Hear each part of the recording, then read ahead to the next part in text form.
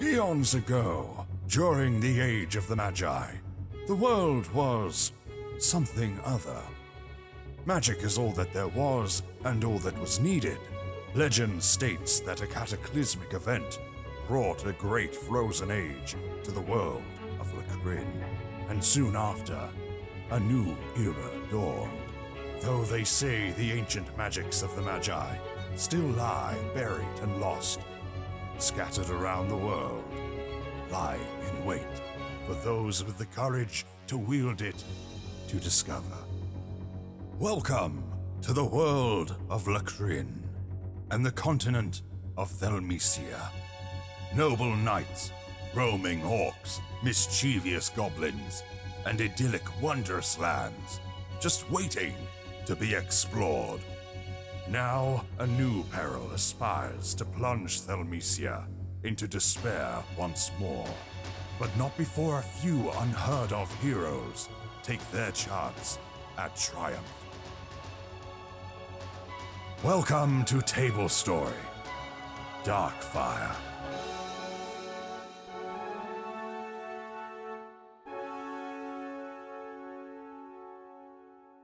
Hello everyone, and welcome to Tablestory's Darkfire. John Sandman didn't even know we were live, let alone the fact that we're now on the screen. We're here on the screen, or here. I can't do the way Peachy speaks with this weird Welsh accent. Hello everyone, welcome to the stream. It's a shopping stream. Hello.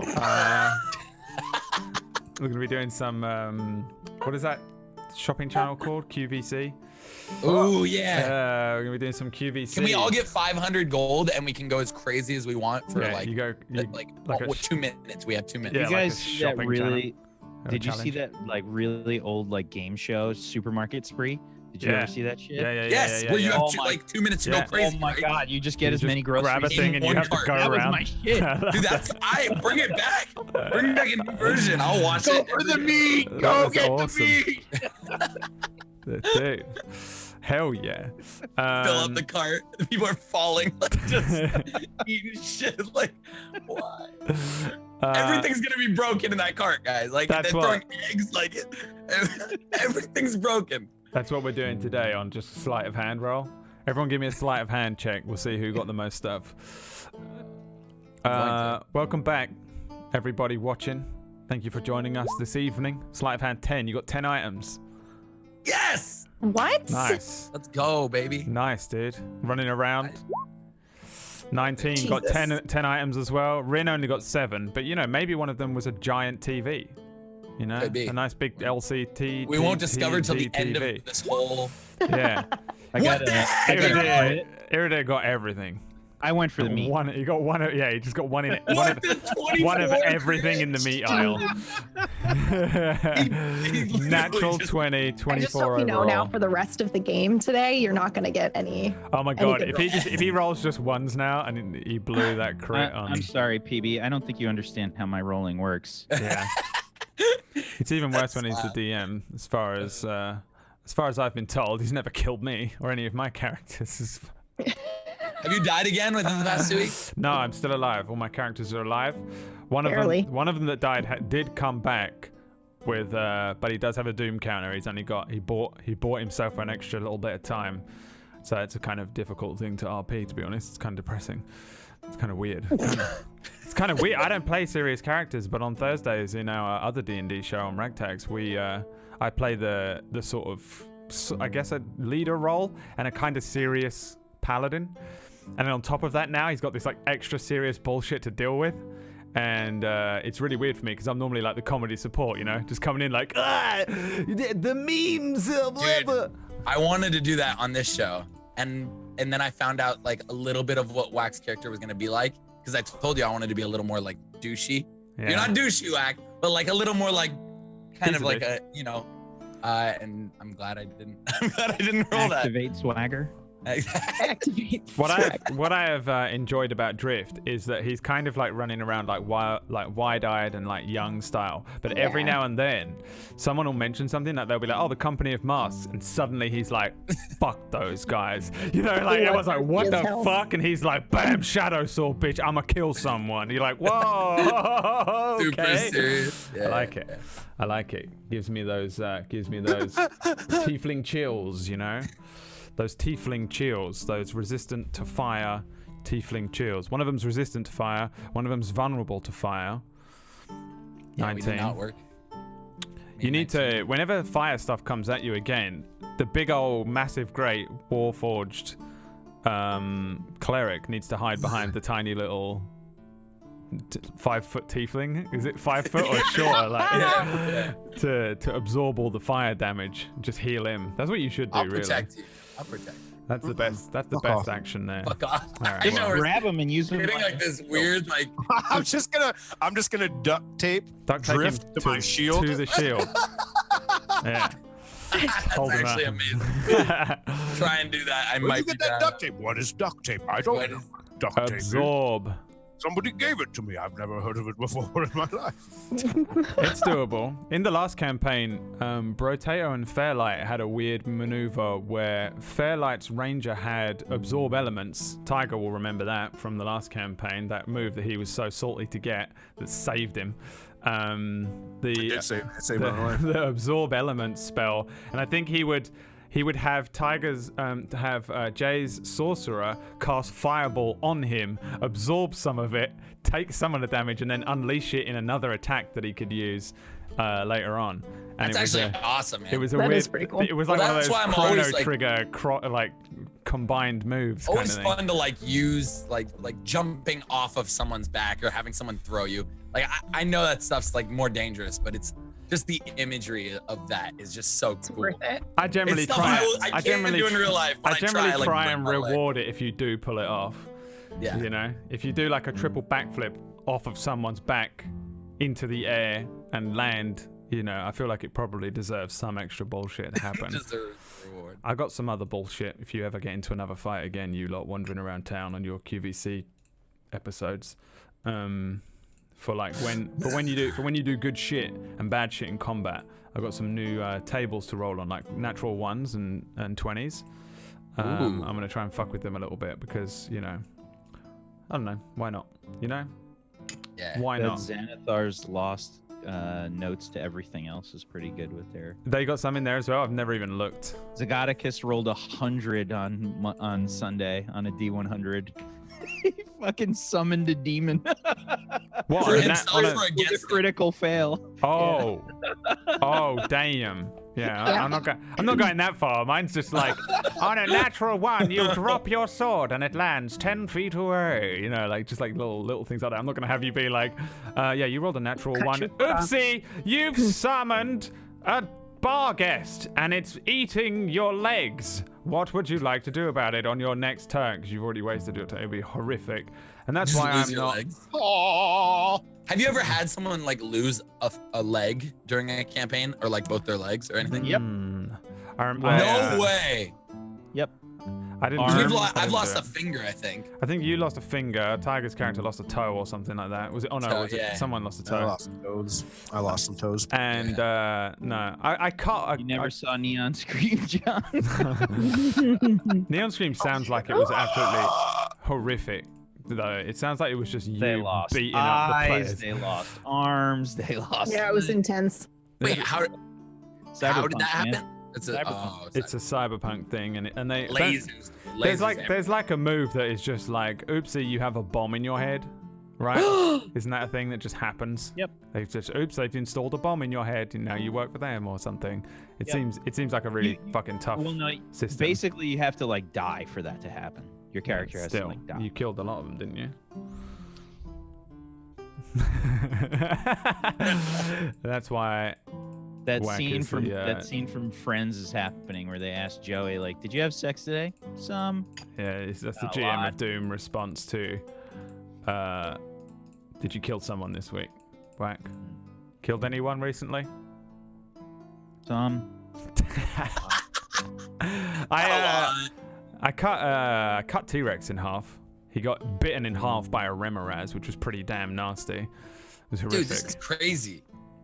Is this the most normal D&D show you run? This is not normal. This is super kind. Normal. Yeah, this has been pretty nice. Actually, no, I think you've also been kind of lucky with some shit. Like, really, you should have been eaten by a pack of wolves like 2 episodes ago. Yeah, at least twice you should have died. You've had a couple of points.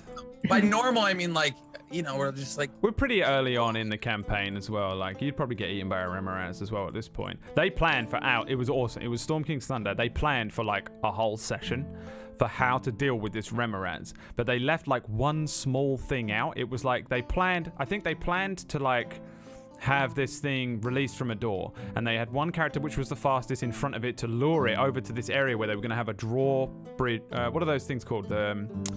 Portcullis come down and trap it. A Remoraz is like a great big like millipede centipede thing, but it's like fire based and it's blue, and these ones hid under the sand or the snow, and it comes out, and they're huge and they're horrendous, and they're really hard to beat.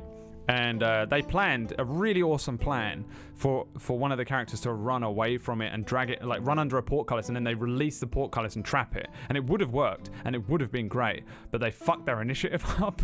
So it just ran at T-Rex, T-Rex's character, and just bit him in half, and it was horrific. I was just sat there like, oh man, I really wanted this to work, because they put so much effort into the plan, and I was really proud of them for like not just going, oh, we'll just beat it with our swords, and it was just, they just forgot like one element and didn't account for the fact that it that they can't control, really. Kind of, but they didn't account for the fact that it might get to them before they run away from it, kind of thing. I think that was how it went anyway. This was a little while ago. But either way, it got to him and bit him in half, and it was a horrendous. It was just horrific, awful. It's funny. It's funny to talk about. And I was also, I was like, sometimes it's difficult when you're a DM and you're like murdering a character, because you still have to describe it, and you feel like an arsehole, and you're like, this thing's just chewing you in half, dude.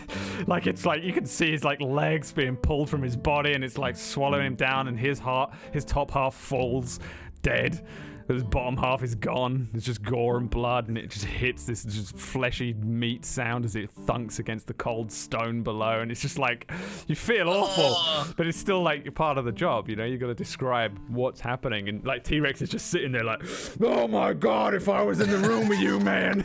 I'm sitting there like, I'm sorry, dude. It was good. Storm King's Thunder, everybody.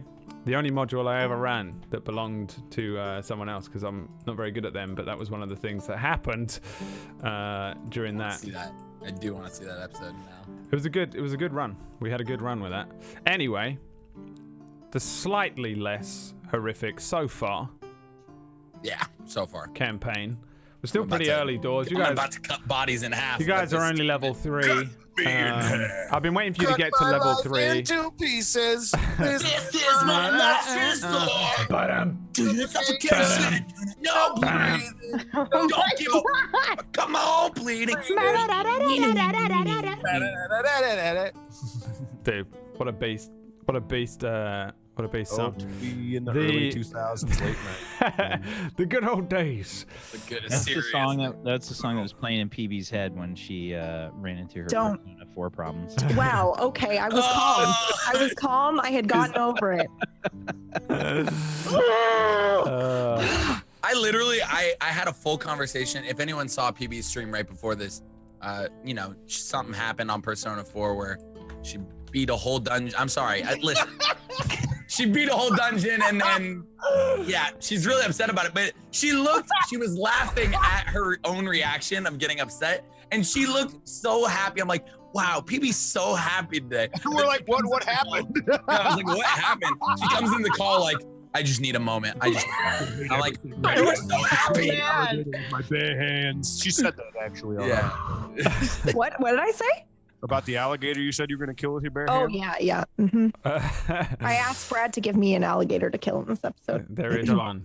We're all dead. He's going to give us it's going to be like that. What was that movie? Placid Lake? It's going to be like a Placid Lake. Lake Placid Lake. Placid Lake. For the, I'm dyslexic. I appreciate you, it's a copyright protection thing. Now we can't. Now we I can't was get thinking- I was accused thinking of about yeah. You when can't talk about things now on when a- Twitch or when a giant fucking alligator comes out of the lake, you know, But we'll we do be sing. covered. We did sing Papa Roach though. Oh, we're screwed. Damn.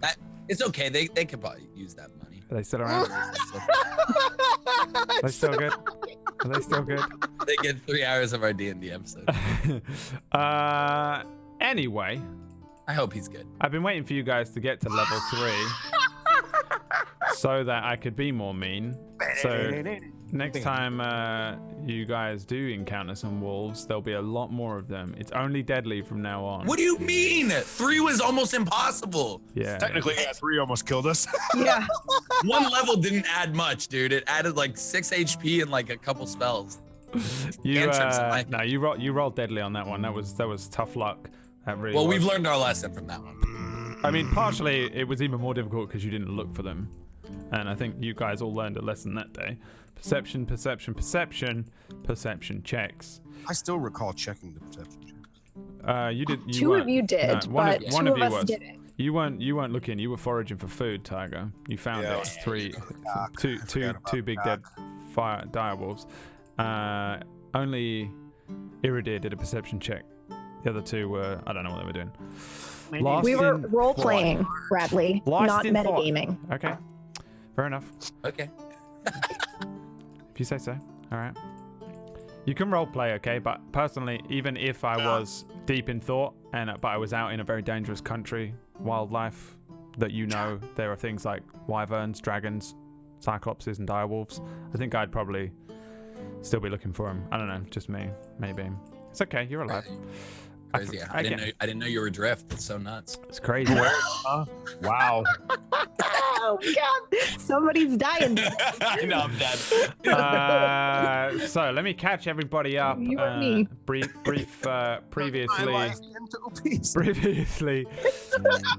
Previously on Papa Roach. Pretty much. We should call a show Papa. Y'all guys came to this here town, this city, the capital city of Rosegard, which is I think it's on this map down here next to Chipper's Tower, and you have been in the town for a little while. You have a few. Basically, I'll just list off the quests that you've picked up while you've been here. So many quests. You're on day 1, but you have up to 3 days worth of things to do. On day 1, which is today, left to do in about an hour, you got to go and see Gillian Smallburrow, who is the halfling that is fixing the loot. That's what we were doing, wasn't it? For sort of he's fixing the loot for Iridir. You were also doing a quest for Fort Smasher, who is a big Goliath armorer with agoraphobia who doesn't go outside, and he's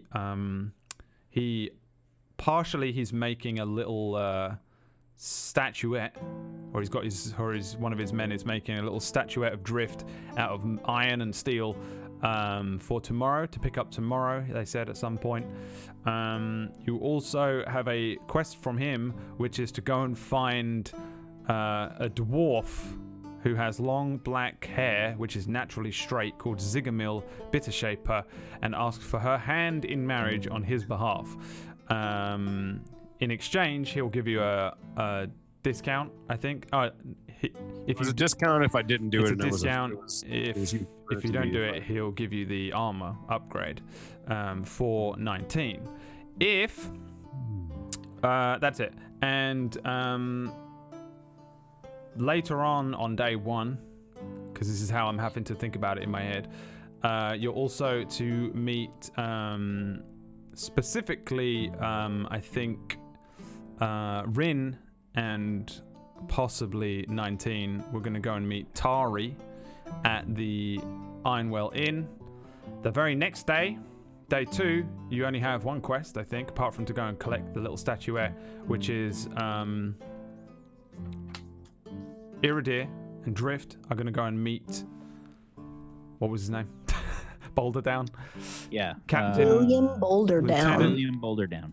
Yeah, Boulder Down at his manor, which is just kind of marked on your own, or you've got an address, that was it, which I didn't give you in an actual address form, but you have it. It's just the Boulder Down estate, to be honest.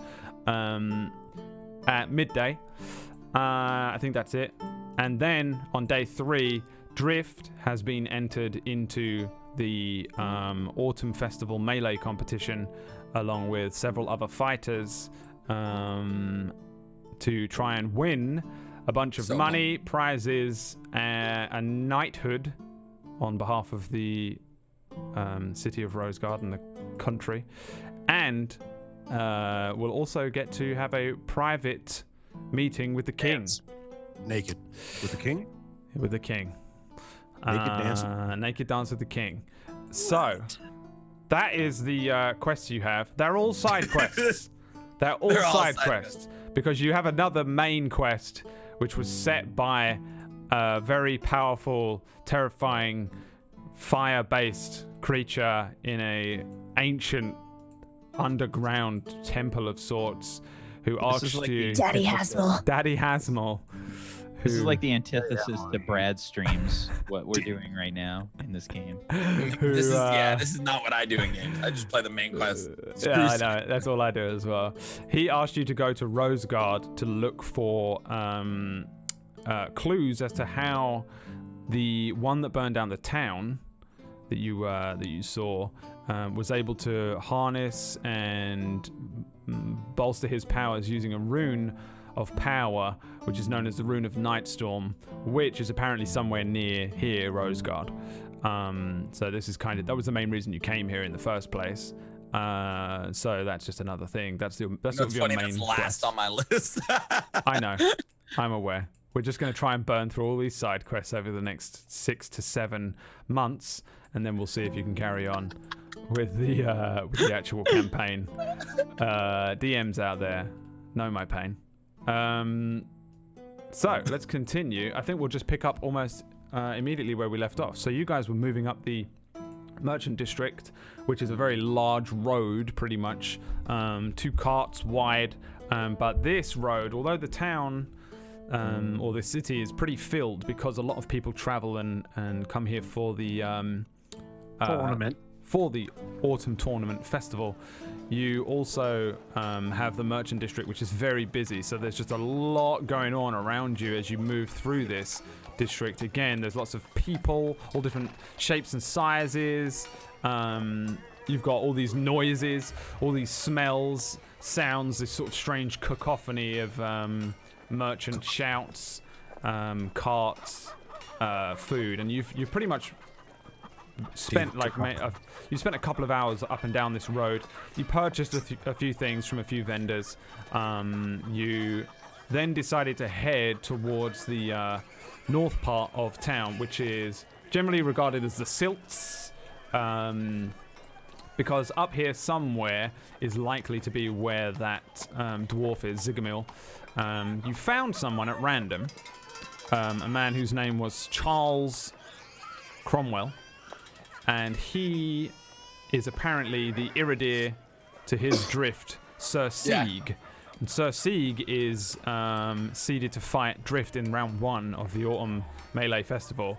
A very large armored gentleman. Though while you were speaking to his brother, it seemed like, you did find out that the Blood Grips, which are the dwarves that want to marry Bittershaper to one of their dwarves, Telchul, apparently drink often at the Wizard and Mug, which is located... But don't go in there because it's dangerous.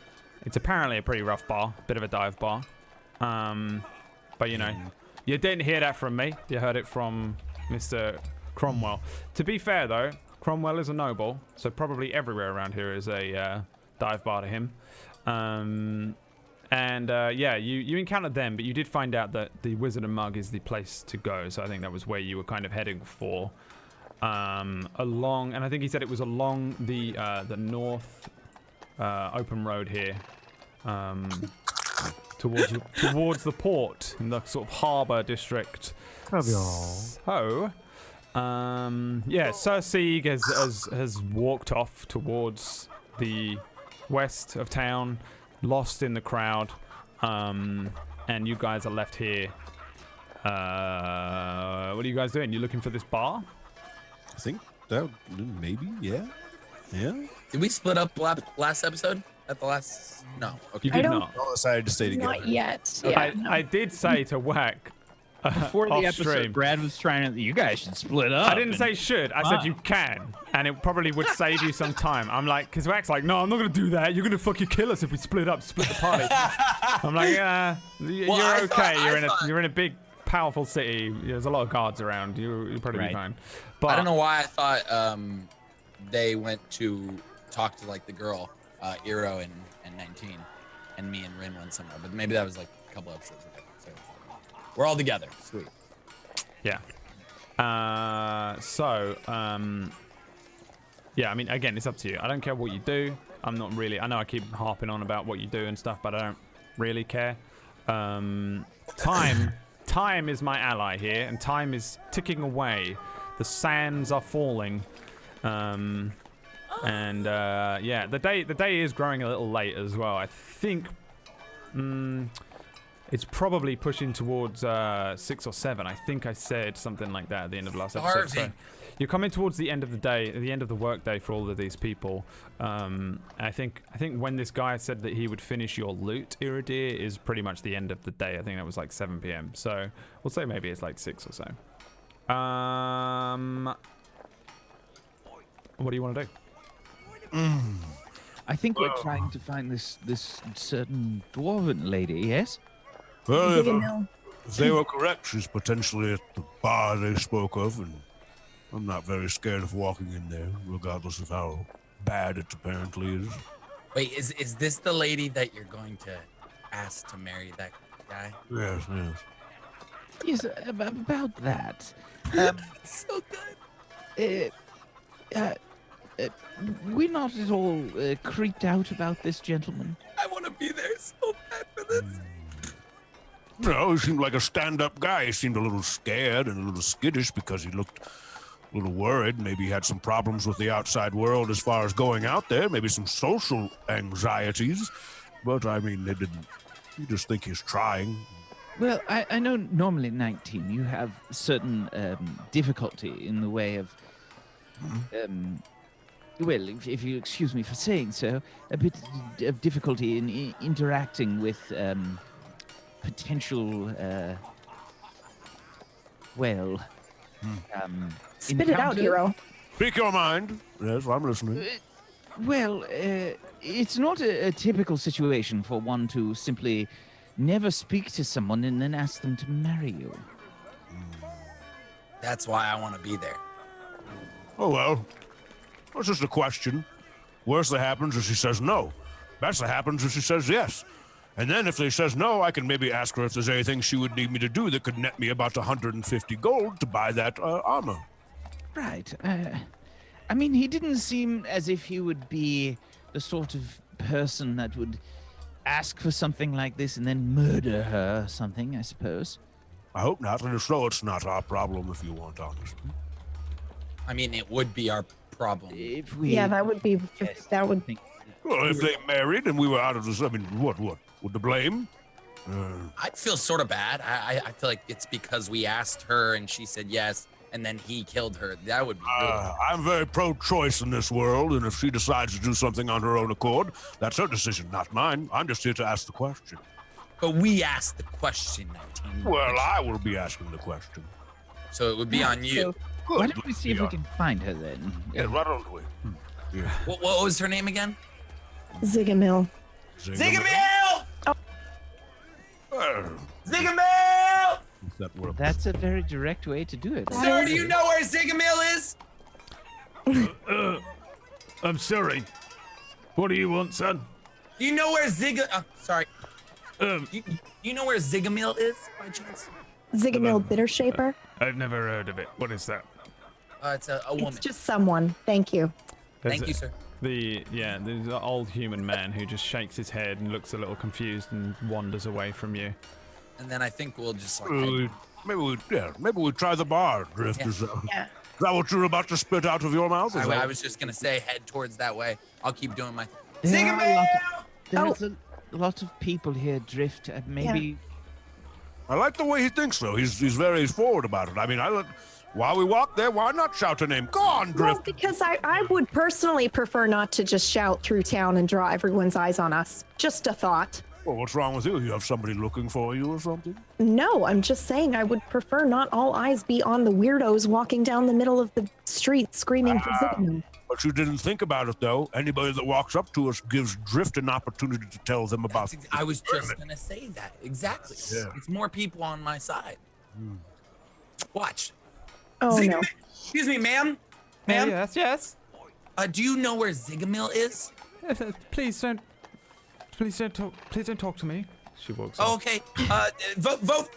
Root for me. I'm in the game. She looks 2 more terrified. days. She's terrified. She runs away.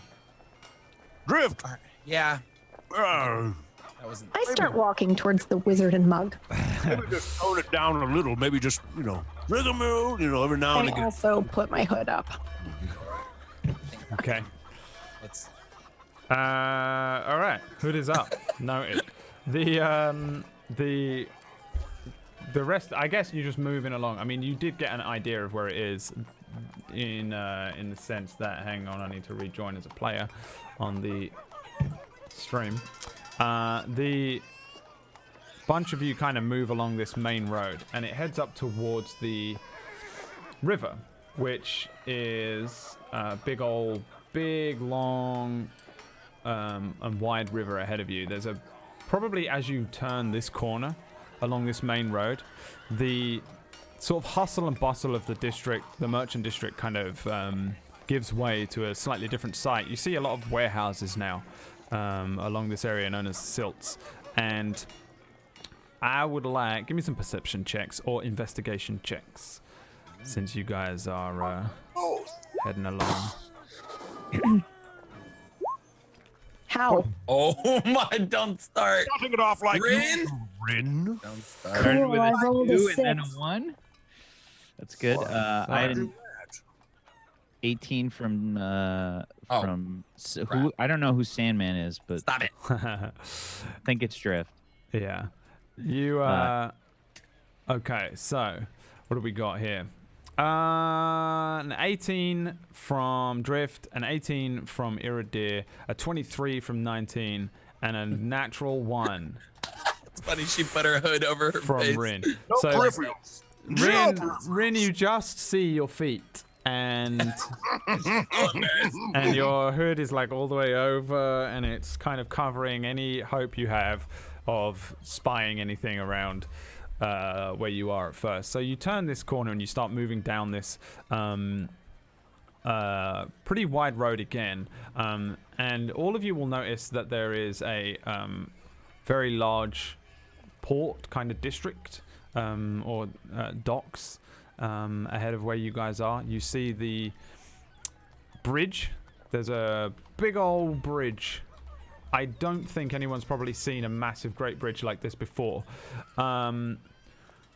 3 of you see something crazy. You notice that there are some ships, and they're not huge, great galleons or anything, but they're relatively large, and they do have large masts and sails on. And you see 2 ships, one coming towards the port at the end of the road, one going away from it, and they seem to just pass magically through the bridge. There's a massive great bridge that runs across the river, made out of stone, and the bridges just seem to pass through the bridge sort of incorporeally, like ghosts kind of thing. One passes through, and then you kind of shake your head, and then the second one comes through the other side. It's only the masts and things. The majority of the ship passes underneath, but you notice that the masts and the sails pass through the actual ship through the bridge underneath. And then they kind of slow down as they move towards an enormous kind of port, and there's a lot of docks that run along the latter half of this area known as the Silts along here. Yes. Did you say something? No, it just sounded like you said ducks instead of docks, and I thought quack. Oh, I'm sorry. there is probably a lot of ducks too. Wait, so a ship went through the bridge like magically? It looks like it's not like ghostly at all or anything like that. It's just like a legit. It just passes through it. Give me Arcana checks if you're interested. Yeah. An 8. 19, 8, Drift 7, Iridir. 14. For sure, this is some sort of enchantment, most likely on the bridge itself. You would guess that that there's some sort of weird magic where they've probably enchanted the actual stone that built the bridge, and then maybe there are like runes on the boats, or you get some sort of pass that allows you to pass through it. For sure, it's just a magic enchantment and a really awesome and large enchantment that allows the boats and ships to pass through. It's not like they're not like ghost ships. You're not in like terrifying danger of any kind. The other two, you're not really sure how that works. You assume magic, but you don't know how. And you don't know what's causing it. It's possible these are ghost ships, but you still assume more likely to be magic. Middle of the day. You guys see that? You see that? Rin, you missed this whole thing. Magic. Do I see what? You missed the whole thing. Oh, sorry. What? Look, did you see that? The ships. What are we looking at? Look Down at the water. Look at that large structure. That bridge. That's the There are no biggest more bridge ships. I've ever seen. Did you see those? Quite amazing. It's some sort of enchantment of some sort. You think that's an how do you you enchant the entire bridge? Well, I'm not exactly sure. I'm not a builder of any sort. That just but went through it. But what were they? Just regular ships? I'm not sure. I think it appears that it's some sort of enchantment of some kind, some sort of magic happening. It's Brad, really is there anyone else on the Magic ship? for? Is there Or any on on the bridge? On the bridge? Is Yeah, there anyone there's else loads of around? people on the bridge. This bridge is huge, and Is anyone else looking out though? oh, there's loads of people walking up and down. No one seems to be too phased by it. Hey, Okay, no one's phased. Get it? That was good. But there's no more ships that seem to be going back and forth to prove the point yet. I mean, you could sit there for a little while and probably find one. I will say though that you notice this as you are walking down the street, but your main checks were for the wizard and mug, and on your right hand side there are all of these warehouses, areas that seem to be storing things, a lot of them storing open and clearly storing parts for ships, and then a lot of them just seem to be warehouses or large buildings. Not sure what's in, they're closed. Some of them seem to be housing things, just huge chunks of stone, clay, metals. You look like you're in a kind of storage area, and there's a few houses, there's a few things nearby as well. You pass even a couple of shops and things like that before eventually you come to an area which the smell in this particular portion of town is awful. You would for sure notice this kind of almost like rotting odor that hits your nose. And then a few doors down, or a couple of warehouses, as you start to really like maybe slightly acclimatize to the smell, you see a pretty run-down little cottage-sized inn known as the Wizard and Mug. It used to have a sign out the front, but all you see now is just a pole with the area where the sign would be is missing, though it does have kind of decent looking windows, and in the windows you can see that somebody has scrawled Wizard and Mug on each window, the Wizard and Mug. It's the only thing that gives the idea, like you could easily have walked past this with lower rolls, or if you hadn't been looking, you might not have noticed it. The door is open. And you can see inside. It's very darkly lit in there, but you can see that there are a couple of people sat around what looks like a very standard looking wooden floor inn. 2 stories, but still squat and relatively small, just stuck between 2 warehouses. And it stinks here. This part of town stinks. And it smells bad. Like it's a very sour, rotting smell. Does it smell like feces, or is it like factory stuff? Neither. It smells like death, like rotting bodies. Like if you ever walk past an area in like a field and there's probably like a dead fox or badger or something nearby, and you get that weird like smell, and it's just very pungent and very sour. It's that, and it's very strong. And it has been for the last couple of warehouses up to this kind of area. It just smells awful. You also got that kind of like docks, kind of fishy, kind of mold smell. It's a pretty run down area. There's nobody really going in and out of this place either, though you can see a couple of people moving around inside. Oh, it smells quite horrible. Oh. What? Just don't breathe in. What is it you're smelling? I don't what, huh? I hate it. It's I hate so it. glad you can't smell. You're all right, all of you. Is it that bad? Yes, really it's that bad. Quite horrible. Well, Just breathe in through your mouth. It's hard to give you a point But of like I reference. taste it when I breathe in through my mouth. I'm no tasting. point of reference. Ugh. Well, we might as well go in, yes. I love this idea. This was a great idea. I'll go first. No problem. And I start walking in. Okay. Yeah, you head inside. Again, it's very darkly lit. The windows don't seem to let in a lot of light.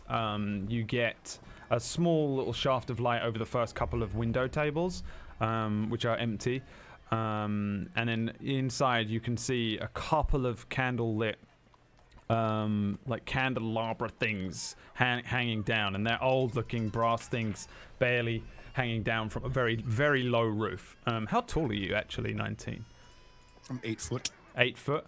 I think your head is kind of scraping along a little bit in certain points. There's the Gandalf thing. There's certain areas where the floor, because above you just have a wooden roof, as if the floor upstairs is just built straight on top of this one, and the top of your head maybe scrapes along slightly bowed parts of the roof above you. At first glance, you look around and everybody in here is a dwarf. There's only maybe 5 people in total, including the barmaid. Yeah, it's very small. There's about 6 tables in here, 2 by the window, 3 along one wall, and then another in the back. So I stand out really awkwardly. On the All of us do, I guess. on the left, there's a very small bar. There's a relatively young-looking dwarf standing there, and she's got a little cat. And both of them are looking at you. At the back of the bar, on the 2 tables at the back by a small door that seems to lead upstairs, is where the other 4 patrons are sitting, and all of them are staring at you. Like, everyone is just looking at you, 19, as you walk in, followed by the other 2 people. No one's a dwarf. Everyone's confused. However, as soon as you step in, that smell goes away. It smells not great in here, but better. The smell of like that rotting odor is gone and replaced with like a kind of musty smell as soon as you pass over the threshold. Nobody speaks to you, nobody approaches you, everyone's just staring at you like you don't belong. It's Is there very anybody quiet. that looks like Zigamil? Give me a perception check Just 19. because it's extremely dark. 24. I'd say him just because he's the first one walking in. So you walk in. There is no Zigamil for sure. There's just this one woman at the bar. She has curly, big, frizzy, kind of like brown hair that you can see under one of the candles. At the back of the room, there are 4 dwarves, men. As far as you can tell, at least on this first floor, there is no Zigamil straight hair. I would like to walk up to the barmaid. Yep. Fair day. She kind of looks you up and down and says, "Hey, how can I help?" Well, first, I want to take out and I want to buy the other 3 a drink. Because I want to, kind of like I want to pass, like, I kind of want to, like, not just go there to question and ask questions. Like, I want to make sure we're actually paying a due. So, well, first, get these 3, if you would, please, a drink, and let me know how much it costs. I'd like to cover these 3, and I just had a couple questions if you have a moment. Aye, all right. 3 beers coming up. 3 beers, thank you. Starts pulling mugs of beer in these kind of old-looking, dirty wooden mugs. She pulls 1, places it on the side, pulls 2, places it on the side. She's staring you each up and down, like as she does it. She looks a little confused, and she places the 3rd one and says, "Aye, that'll be a silver piece." I take out a silver piece and give her a silver piece. She takes it and places it in like a thing on the front. The cat walks along and is watching each of you as well. The cat kind of like just walks along slowly along the bar, tail up, and just seems to be eyeing each of you in the eyes. Like it walks along, passes 19, looks at you in the eyes. Same thing for Iridir, Rin, Drift. And then once it gets to the other end of the bar, it sits, its tail wagging, just starts licking its hand, paw, and cleaning its head. I wave to the cat. The cat, give me an animal handling check. Yes. Okay, hold on.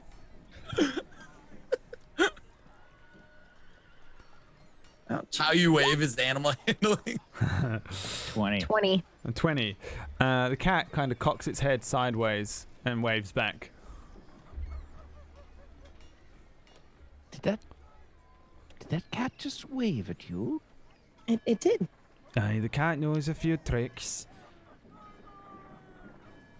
That doesn't seem normal. Oh no, it's no normal cat, that one. That's a leader. A what? Aye, not a leader, Elida. She used to own this place. Long time ago. Long before my father took the place, long before I started working here. She's no ordinary cat. No, I don't know what happened. Some sort of spell went wrong, turned her into a cat. Oh no. Can she dance? You can try and ask her to dance if you want. Alita, will you dance? Give me an animal handling check. Oh my god. She cocks her head sideways and stands up and just kind of like does this. And starts kind of swaying side to side. What a sweet. Yeah, the barkeep says, aye, she likes you. She doesn't always know what's going on. I don't think she's like, like the woman that she probably once was a long time ago, but she understands things pretty well. That's quite amazing. Do you know how it happened? No, it was a long time ago. She should be dead. Cats, they live for what? 10 years? 20? I don't know. I've never That really sounds had about one. right. Hey, She has a bidet? Oh no, she's got to be like 300, 400 years old. Wow. By now, aye. She doesn't look a day over 5. Very, very cute cat you have here. 19. Aye. Go ahead. Never leaves the bar. Always around here somewhere. Checking out who comes in, especially a strange lot like you. Are you travelling? Not many coming into here without a sign. It's a dark bar, Lost up on the silts. Well, as a matter of fact, we're looking for someone. Perhaps you can help? Oh, aye, who you looking for? Bitter Shaper. Zigamil? Oh, Zigamil Bear Shaper, is it? Oh, you don't get fancy gals like that coming in here? Not much, no. Sometimes she comes in to see him and points at one of the guys of the 4 at the bottom. Aye, but I don't know, isn't that right? Tell Chul, they're looking for your girl. At the back, there's a pretty ugly looking dwarf. Not gonna lie, he's got very short hair. Of the 4, he's sat like furthest away from you in a corner. He's got a very oval, relatively repulsive looking face, I would describe it as. His beard is very thin, and he holds up a hand, but it's missing 2 fingers in the middle, kind of like this. He kind of waves over. Hey, you looking for me? I turn around. You'll do, I suppose. Would you have a moment? Would you like a round your whole table? Hey, yeah, we'll take a round. When I get another round for them, I'll also pay for that, if that's all right. She nods at you and says, "Don't mind them. They're them. Don't worry. They're harmless, 2 really." rounds then. And 2 rounds for them. She starts pouring drinks. So you see, Telchel kicks one of the stools away from his table and nods at you, 19. You want to sit down then? You don't drink, eh? You're a lot. Give me a second. I'll bring over a couple drinks for you, and I'll explain why I don't drink if you would. All right. You see the four dwarves. They haven't said anything since you walked in. They look relatively similar. Each one has black hair, kind of curled, relatively short. Each one's kind of ugly. Various pock marks up their skin and faces. They're wearing like really rough-looking, greasy, slightly burned overalls. Some of them have similar-looking armorer's garb on with the what are they called? Those things that they wear with the Apron? It's like an apron, yeah, but it's kind of like leather apron. Yeah, they're just That'll leather do. aprons. Yeah, they look like they're all in the same profession, and they all look very similar to each other. But they don't. They're all kind of eyeing you up. Everyone here seems a little weirded out that you're even in here. You can tell that it's kind of like the local, and you'll get that vibe that they don't quite understand why you would be in here. And they eye you up for a moment. She pulls the pints and places each one up on the bar. I'll be 2 silver then, please. I give her 2 silver. She takes it, I puts it help in him the with the thing. drinks. I help him grab some of the drinks. Yeah. The cat kind of does 3 circles and then sits down and curls up on the bar. Still awake and still watching you, but laying down now. You head over to the tables at the back, the 2 tables with these guys on. Absolutely. Yeah, you sit down and they kind of shift uncomfortably. One of them looks at the other one looks at another one. But the one known as Telchul looks only really at you, 19, and says, "Hey, you're new in town or what?" Well, I woke up, as you would know it's called kindling, about give or take a little over a month and a half ago. Hey. I stayed with John from the south for a little while. Do you know I'm speaking of? John, he has the farm to the south of the city, you know, speaking of. Hey. I stayed with him for a little while. He showed me a few things here and there. Right. So I left for a little bit and met my comrades here. And we've been dealing with, well, the best way to put it is, I'm sure you would understand, it's been a very long few days. Hey, what's that mean? What you been doing? Up to no good, does it? Yous look like fine folk. Yous don't look like you've been up to no good. Look at this one's clothes.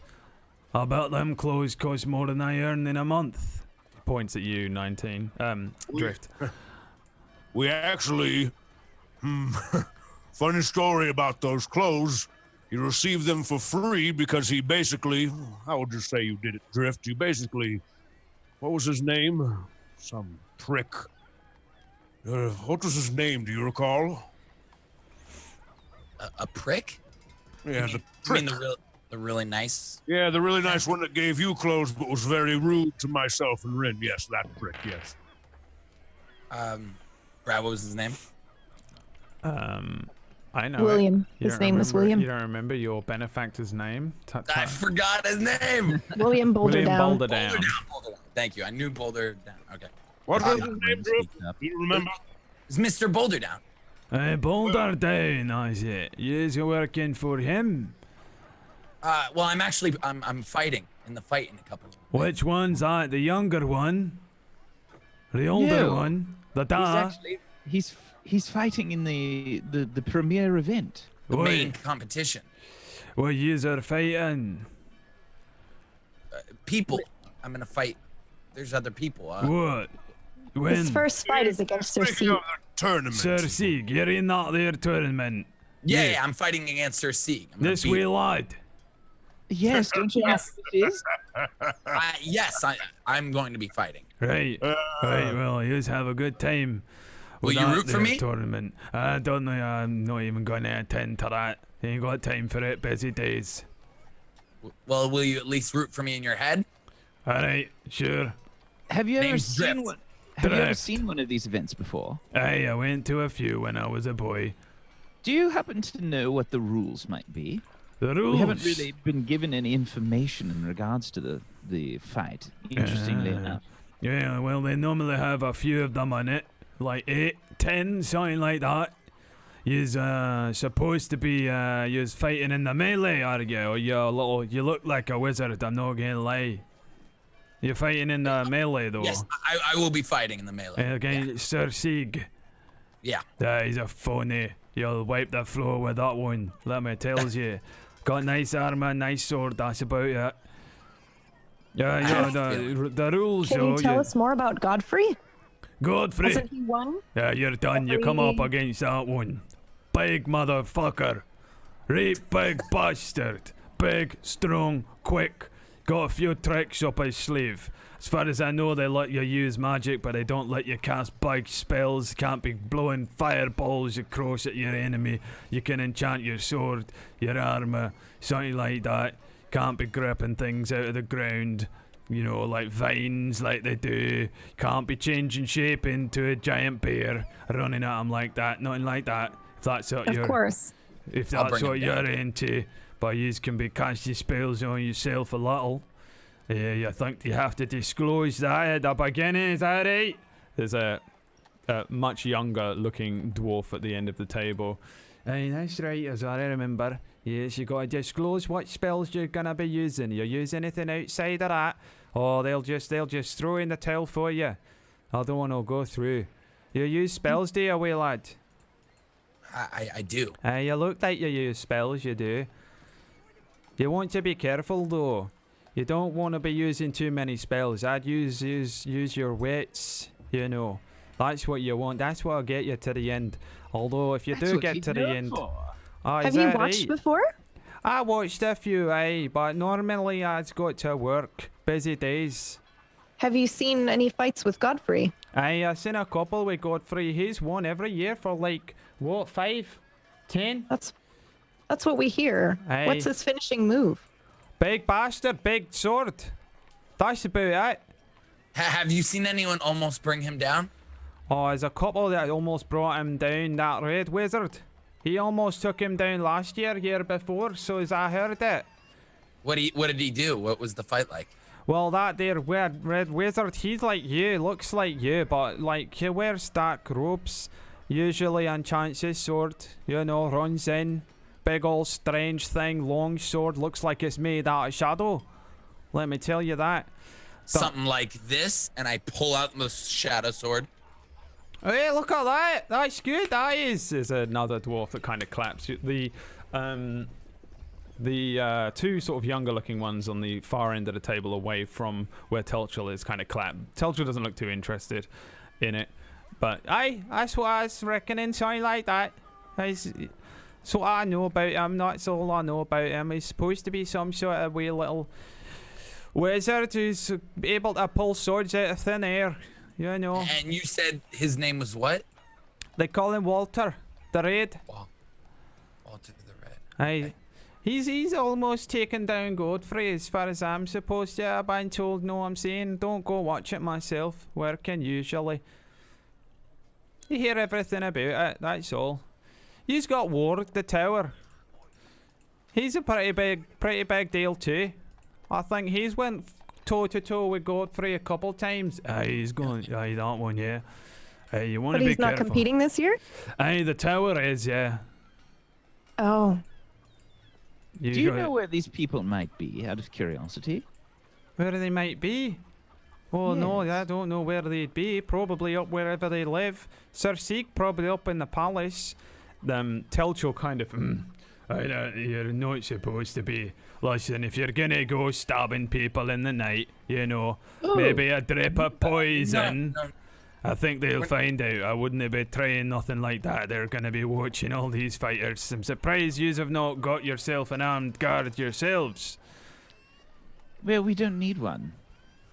Right. Is that right? I suppose. No. He glances at 19. He's an imposing figure.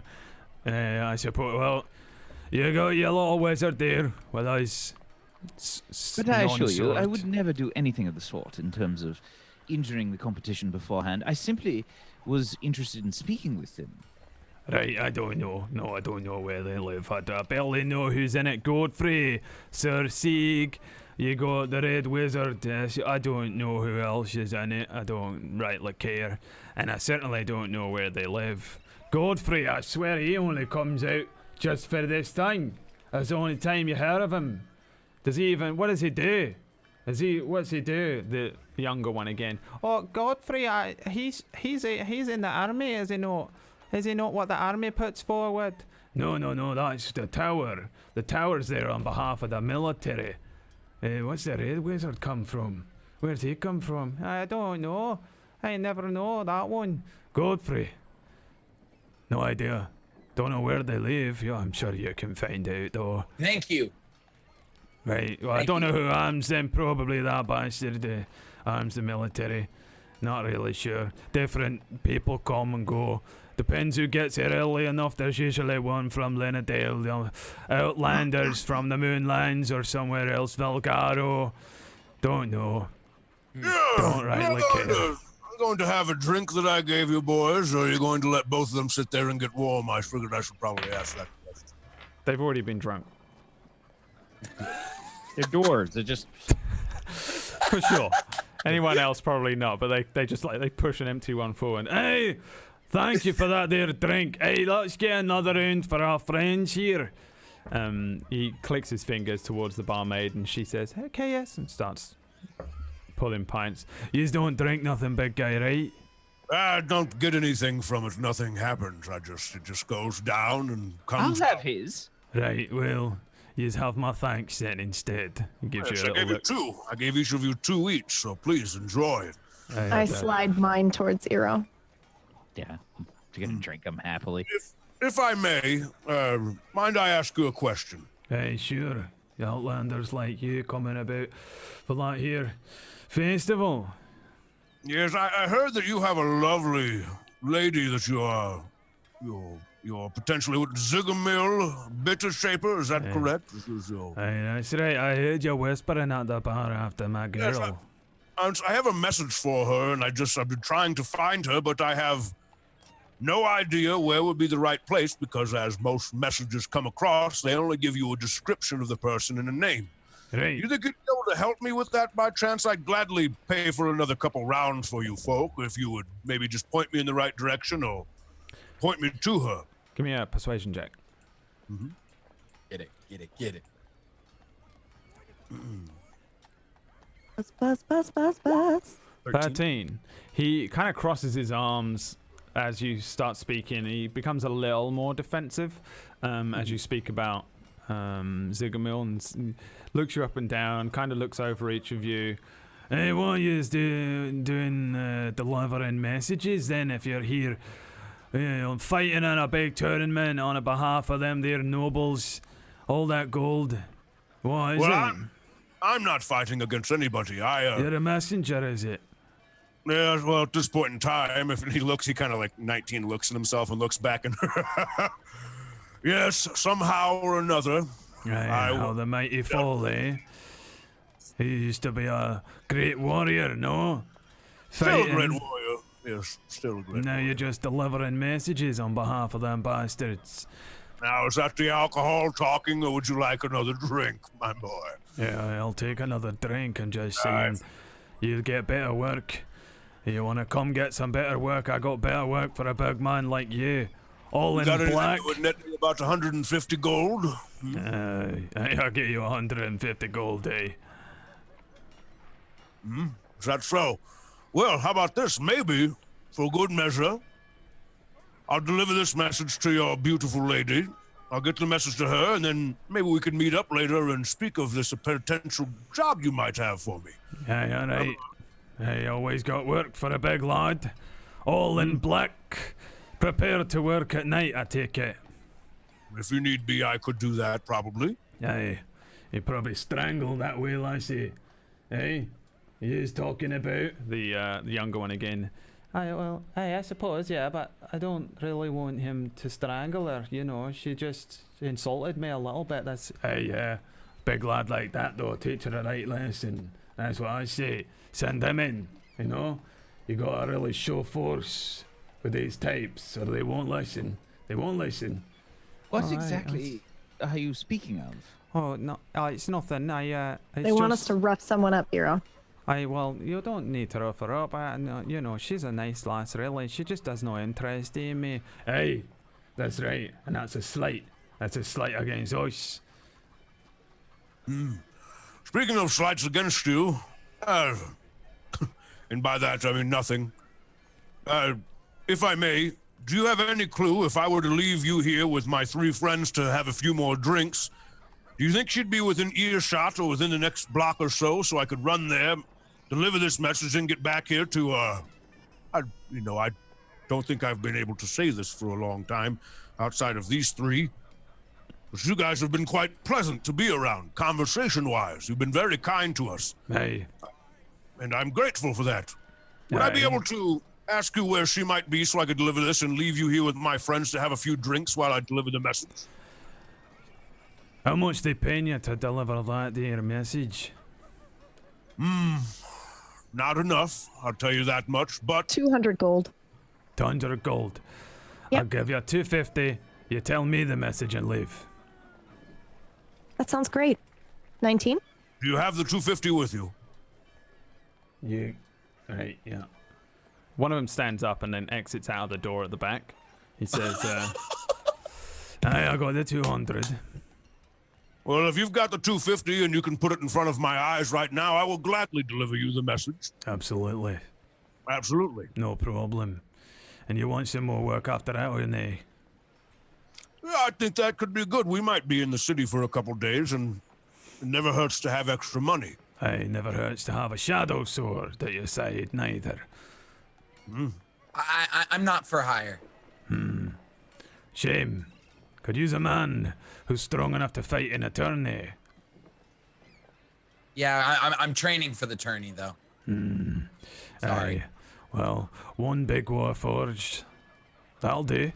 Perhaps. A few seconds later, the door opens. The kid comes back, the younger one again.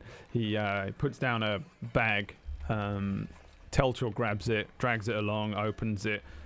You hear the rummage of coins. He just kind of glances at the coins and then pushes it over the table at you.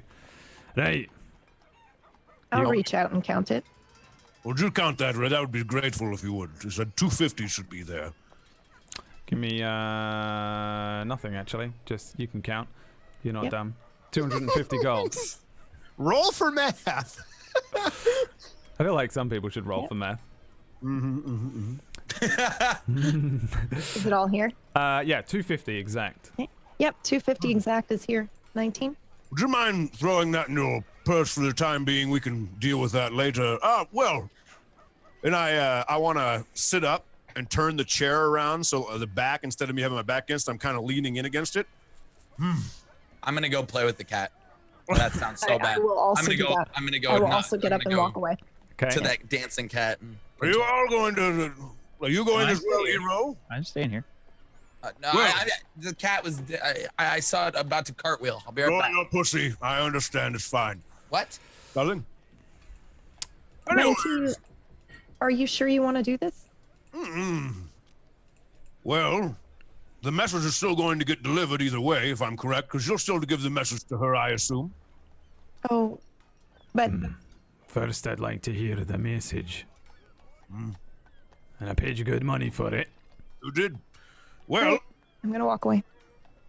there was a gentleman by the name of, what's his name? Fort Smasher, correct? You know who I'm speaking of, right? Aye. Aye. Well, recently I went to his armory because he is one of the only men in the city that is able to help a warforged like myself get larger armor. If you're not sure about this, I have to get it welded onto my body. I can't just put it on. I have to have it ironed on, basically. Now, with that being said, when we were down there, me and my companions, we've been out for, what would you say, Eero? How long now, would you say? Oh, it's been some time. We've been out for a while, and a lot of our funds and our money has been, spent on things we'd rather not have to spend our money on, including provisions and travel expenses. We came to the city because we are on a larger scale mission, if that makes sense, to talk to a couple people, and while here, I stopped there to discuss buying some armor from him. Needless to say, all I've had on my pocket after everything we've done was about 25 gold. I offered to him, I said, what could I do to have this situation dealt with? And, you know, without having to pay you a lot of gold, is there anything I could do for you? He said, yes, there would be one thing. He asked me to deliver a message to Zigamil, and that was it. Just a message to Zigamil. And that was all.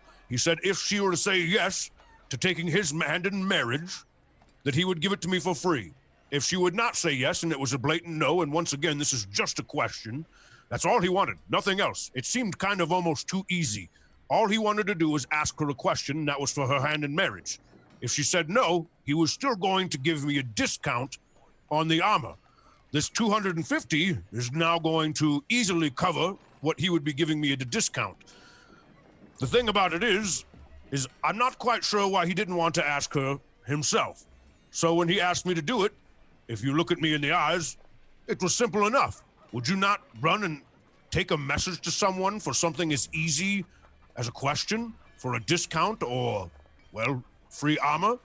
And that was the message, was to ask her for her hand in marriage to him. No more, no less. The dwarf listens to your story with a relatively stony face for most of it, and for a moment afterwards he sits there. The other three dwarves shift and awkwardly around a little during your story, but then the Telchul bursts out laughing. Ah! Fort Smasher! I was near a message from the Boulder Downs. Oh, that's 250 well spent, and he wants to marry my girl. How does he even know my girl? How does he know my girl? I don't know how he knows her, I'll be honest. I don't know either. I'm just saying, I think it's like that Throry comes in sometimes, doesn't he? Comes in here. I reckon he's a spy. That's what I've always said. We should have just barred him from this place. No, we can get just as much out of a drunk Throry as we can get out of a messenger. Oh, right, listen. Hold on, would you like me to send a message back to him? Is that what you're saying? Oh, perhaps when we speak later about more work, you can send your messages. Oh, this is a good day. If I may. I'm not quite sure how to read the way you're acting, and that's fine, because really, I'll be honest with you, it's none of my concern. But if anything is to happen to Fort Smasher, I ask you, and I look at Eero, I ask you in a kind way, be waited till at least tomorrow afternoon. He's got armor he needs to put on me, and I need to make sure I pass the message along to him. Now, the only question I do have is that obviously I can afford this armor now regardless. I assume that you'll pass this message to her, would you not? Could I have your word on that, just to make sure it gets to her? Because with your laughing, to be honest with you, I assume you're laughing because it's a pretty silly thing that she would even consider it at all. I'm just sitting here, by the way. My mouth is agape, and I'm staring at 19, like, completely shocked. He says, I'll pass the message on. Of course. Listen, yous want to get your armor done by a bastard like Fort Smasher. You can. Now, I run an armory myself, and I'm happy to take your 250 gold and provide you with a much better set of armor than you'll get from that shit stick. He's been doing it for 30 years. That is not gonna beat 230 years now, is it? I assure you. Hold on, did you say you've been doing it for 230 years? That's right. I look at Eero again. The blood grips have been around for a long time. I'd like to roll an insight check. Yep, you can give me an insight check. 12? 12. Is this to see that he's been doing it for 230 years? It's to see if, you were gonna do another just one in before. general, him being an armorer and stuff like that is legit. Yeah, he seems like he's telling the Regardless of truth. years. Also, they're all dressed like armorers, kinda. I mean, I'm not sure how many of them you've met, but yeah. He says, listen, he's gonna sort you out with that tomorrow. Boys, wait and fix him up now, no? Fix him up good and smart, something special for delivering such a special, sweet little message.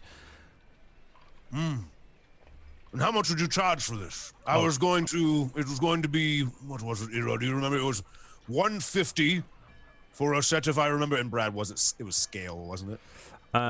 You were going plate. for, I'll give you it here on this. Remember, you have the armor list. So it was splint, yeah. You were going for splint, 200 gold. So I assume he offered you 200 gold plus, I think it was either 50 or 100 for the installation fee. So he was going to charge me somewhere between roughly around 150 to 200 with the discount in order to put this on my body if I were to give this message across. Now, what were you thinking? Well, I know his prices and I match him every time. I don't have the contacts that he's got. I don't have the contracts that he's got.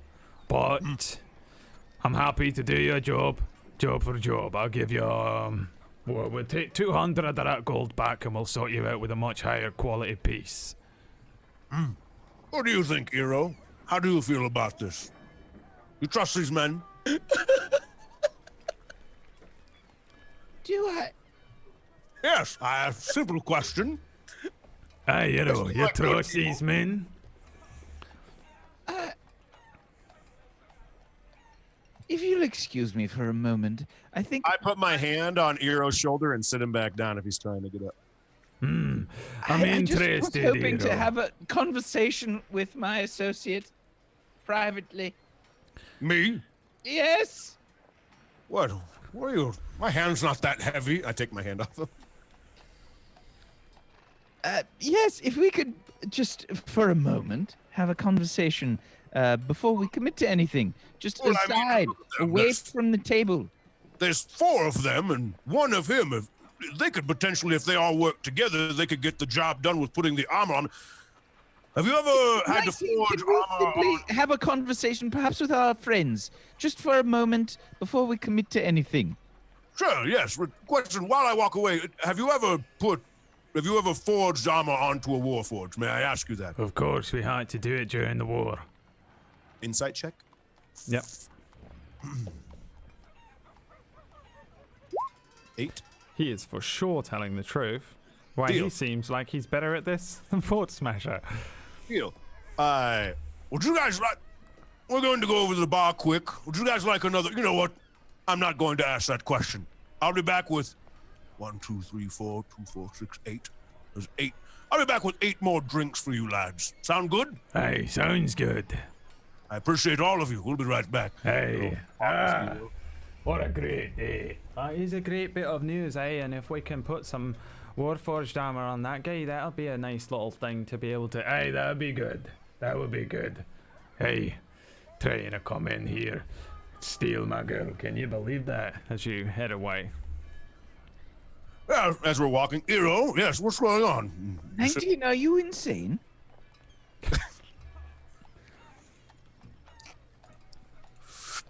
No. Why? Why do you say that? Well, I believe that it is quite clear that you are making a deal with several extremely unscrupulous individuals. Why do you say that they're unscrupulous? What does that mean? Well, from the way that they spoke, they are interested in imparting some harm on the fellow that you made a deal with earlier. Fort Smasher. Are you interested in, performing extreme, possibly deadly violence on this person? Well, if you want the truth, I don't want violence on anybody, but I also am only here to pass a message. I'm not here to make judgment calls on what they do to each other after the message is gone. Your actions have consequences, 19. Yes. Where'd you come from, they Rick? do. I'm assuming you guys were walking up to us because he said he wanted to have a conversation. So I understand. I got to be understand that my actions have consequences, but I also understand that I'm here to get the work done that I need done. I'm not trying to hurt anybody, but if something happens after the fact, that is not on me. I'm It simply is passing if a you are message. the direct cause of said act. very pragmatic. Well, it does not mean I will not tell Fort Smasher what has been done. Is that before or after you take him out for your new employers? I kind of give a very squinty-eyed look at Rin. I'd like to pardon you and your words for a moment, because I think you have not a clue what you're speaking of. I'm not taking him out, nor am I taking anybody out at this point in time.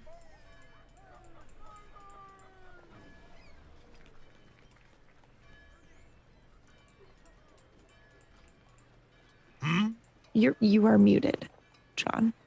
I don't know if you were actually miming or if you were trying to say something. He's playing with the something. cat in the background. I'm sorry. Playing with the cat in the back. Oh, okay. Cat's I was doing okay. Cat and Drift in the background are doing like cartwheels I'm and trying shit. to teach him a cartwheel. Yeah. Okay. And on top of that, you have to realize the amount that this armor cost. If these 4 dwarves, who look to be stable enough to be able to do something along these lines, they'd get the job done very fast. If I were to do it at Fort Smasher, it would take him the consistently of the majority of the night before we were to even do anything else. Or you could enter the tournament and get free armor. I could enter the tournament with the armor that they've forged on me, and I'll have a better chance at the tournament as well. Yes, that's what I was suggesting. You could enter the tournament as a contestant, and then they would fight over who wants to give you the armor so that you're wearing their armor in the tournament. I would have to He's say... implying that if he has armor before he goes into the tournament, he'll have a better chance of winning. Thank you. I also agree. So enter the tournament and then tell them that he is in the tournament and watch them fight over I would who like to bring prepares his something armor. up Anyway, it's fine. to both of you. I'd like to bring something up to both of you. Please. None of us know either of these groups of people. Am I wrong? You're not wrong. So in that mindset, us not knowing either of these groups of people, it seems as though you're putting Fort Smasher in a position where he's much, what would the word I'd be looking for be? I don't know all the words yet. You're placing him at a higher... Let me explain why I'm doing that, 19.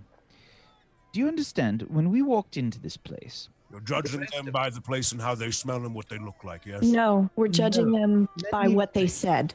Let me explain, please. Please. Let me finish. I have certain talents, certain abilities. The primary one happens to be illusion.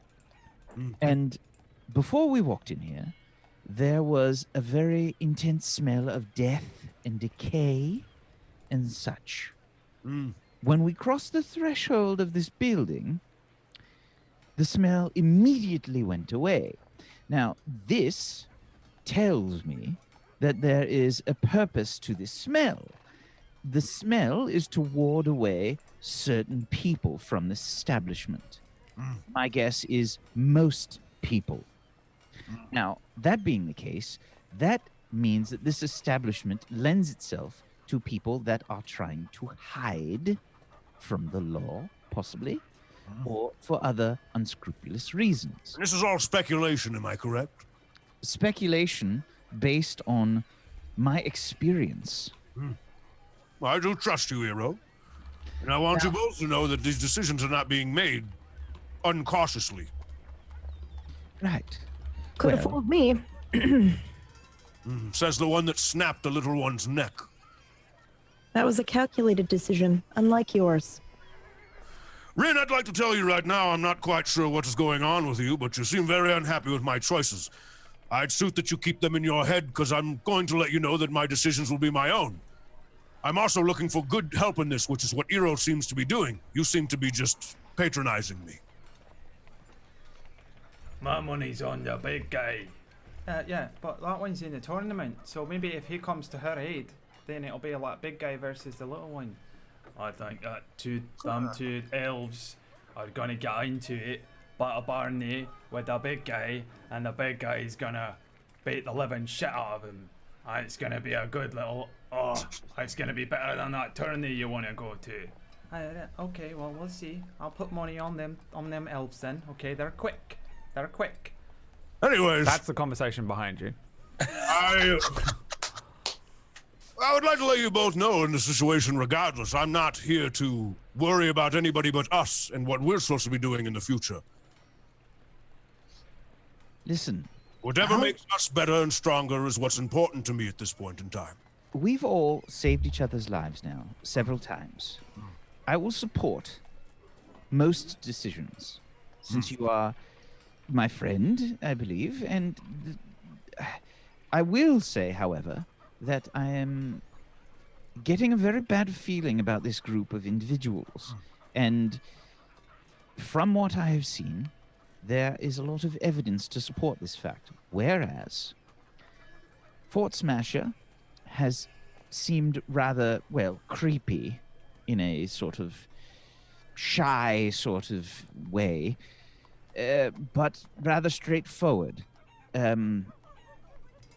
I think that if we are progressing with this job that you seem to be progressing with these fellows, we very well may end up in a much darker place than you're expecting. See, this is what I want to say, though. I've agreed to doing no jobs for these men. What I've agreed to do is to tell them a message that was supposed to be delivered to someone else for 250 gold. You don't see the problem with that? You don't see the moral implications there? I do not. There's a reason that they paid so heavily for this price. It was, at least from what I've seen so far, 250 gold seems like a lot of money. From what I've seen so far, it would tell that they are very intrigued by this information. Which means that there is something very fishy about this entire situation. And I don't mean I'd like to point something out. I'd like to point out that the knowledge has already been given to these folks. I can't take that back. But what I can do now is make a decision to have someone suit me with armor. That is the only decision I'm making currently. I'm not making a decision to help these folks or to do anything for them or to do anything with them. If they will take the 200 and they will be able to suit me, especially what they're saying, and considering I delivered this message, if they are being honest and upfront with me, saying that they will help me with something even a little bit better than what I was getting before for the 200, then I'd say it's smarter for me to go with it. Now, that's all I'm talking about. Guys! Guys! What's wrong, Drift? I taught the cat how to do a cartwheel. The cat's doing a cartwheel. The cat does a cartwheel. Oh my goodness. I assume you Drift guys, the curse breaker indeed. you guys are by the bar, right? As well, because there's just the bar girl is just standing there like cleaning a cup and like watching you wide-eyed the whole time. Like the whole.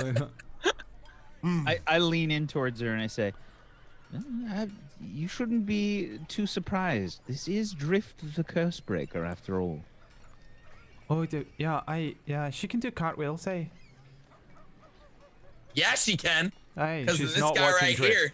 She's not been watching Drift at all. She's just like watching you three have this like crazy conversation. Back of the cat.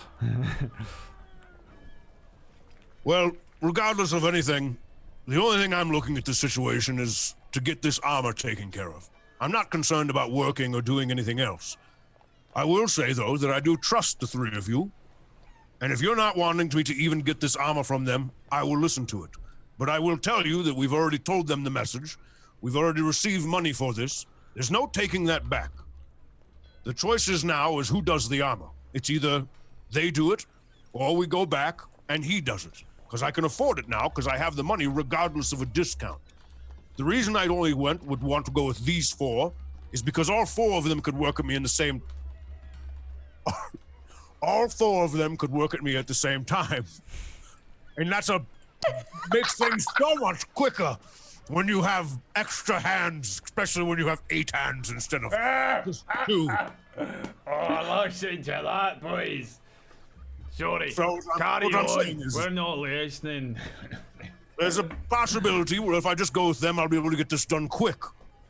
Now, if you're telling me that you're not interested, we have the money, we have the gold, we've paid for it, we've delivered the message to someone, it's passed on, we go back to him. I pay him to armor me up tonight. I get the armor. We let him know that the message was passed on. I'll tell him straightforward it was to him. And we move on. But there is a possibility that if I tell him the truth about who we told, that he won't do the armor anymore. Then I'll need to come back here and have them do it regardless. So, Why do you think that is? Why do Why you do I think he think it wouldn't is? do it anymore if you told him the truth?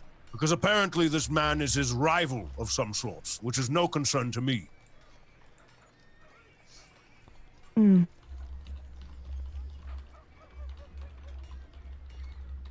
I think you should do what you want, 19. As I said, I will support most decisions, as we are friends, but I was hoping to impart my perspective to you. Please. So, my feeling is that we can't really trust these people. And it has nothing to do with the way that they smell. It has something to do with the way that they are currently established here. Very well. You also do not trust them to be armor smiths, then, is that correct? I'm not sure. I haven't met many armor smiths. It's not exactly my area of expertise. I don't like to speak on areas that I'm not familiar with. Well, then, I think what my idea would be then is we leave this establishment currently, head back down south, and if push comes to shove, or if it decides to be done, I will ask around about these four. And if they are armor smiths, and if they've done what they've said they've done. And if they have not, we move on. If they have, maybe I'll come back here and work with them if that's the need be. Very well.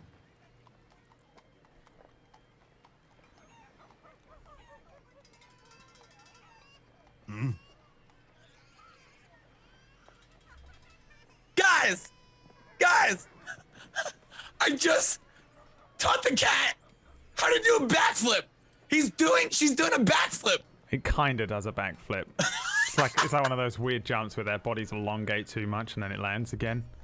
The barmaid, she can do kind of little backflip, big jump type thing. I know because I taught her. It's awesome.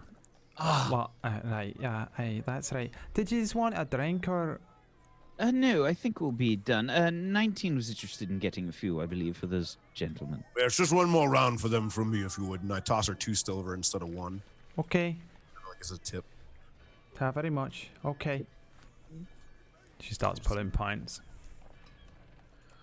I'll be right back. I'm going to go discuss with these men real quick, and I'd like to walk back over to the dwarves. Okay. Don't forget to mark the silver off of your sheet. Question, how much okay, so 1 gold is how much silver? 10. Okay, 10. Okay, so I need It's to change 10. it. My brain was doing it like 95, like 90, like 99, and stuff like that. No, it's not 100. It's 10. Okay. It's just 10 into 10 into 10 every time, pretty much. Okay, cool. Except for Electrum. Electrum is equal to 5 silver, I think.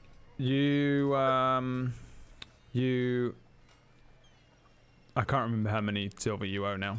Chat. So I think it's 5. It was 5 altogether, so I gave him a total of 5. all right, or half a gold if you want to do it that way. She can break down a gold and give you change.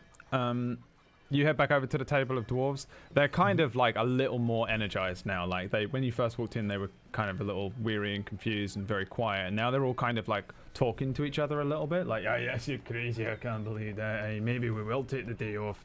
Go watch him fight.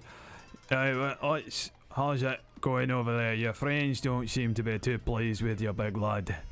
You know, when you've only been making your own decisions for about a month, all of your decisions aren't always easy, and you can't always make everybody happy, because it seems as though one person always wants you to do one thing, or one person wants another, or somebody thinks something is a mistake. When you're at the point where I am, where you need to start thinking for yourself and making your own decisions, I think it's important that people would let me. But I also trust my friends.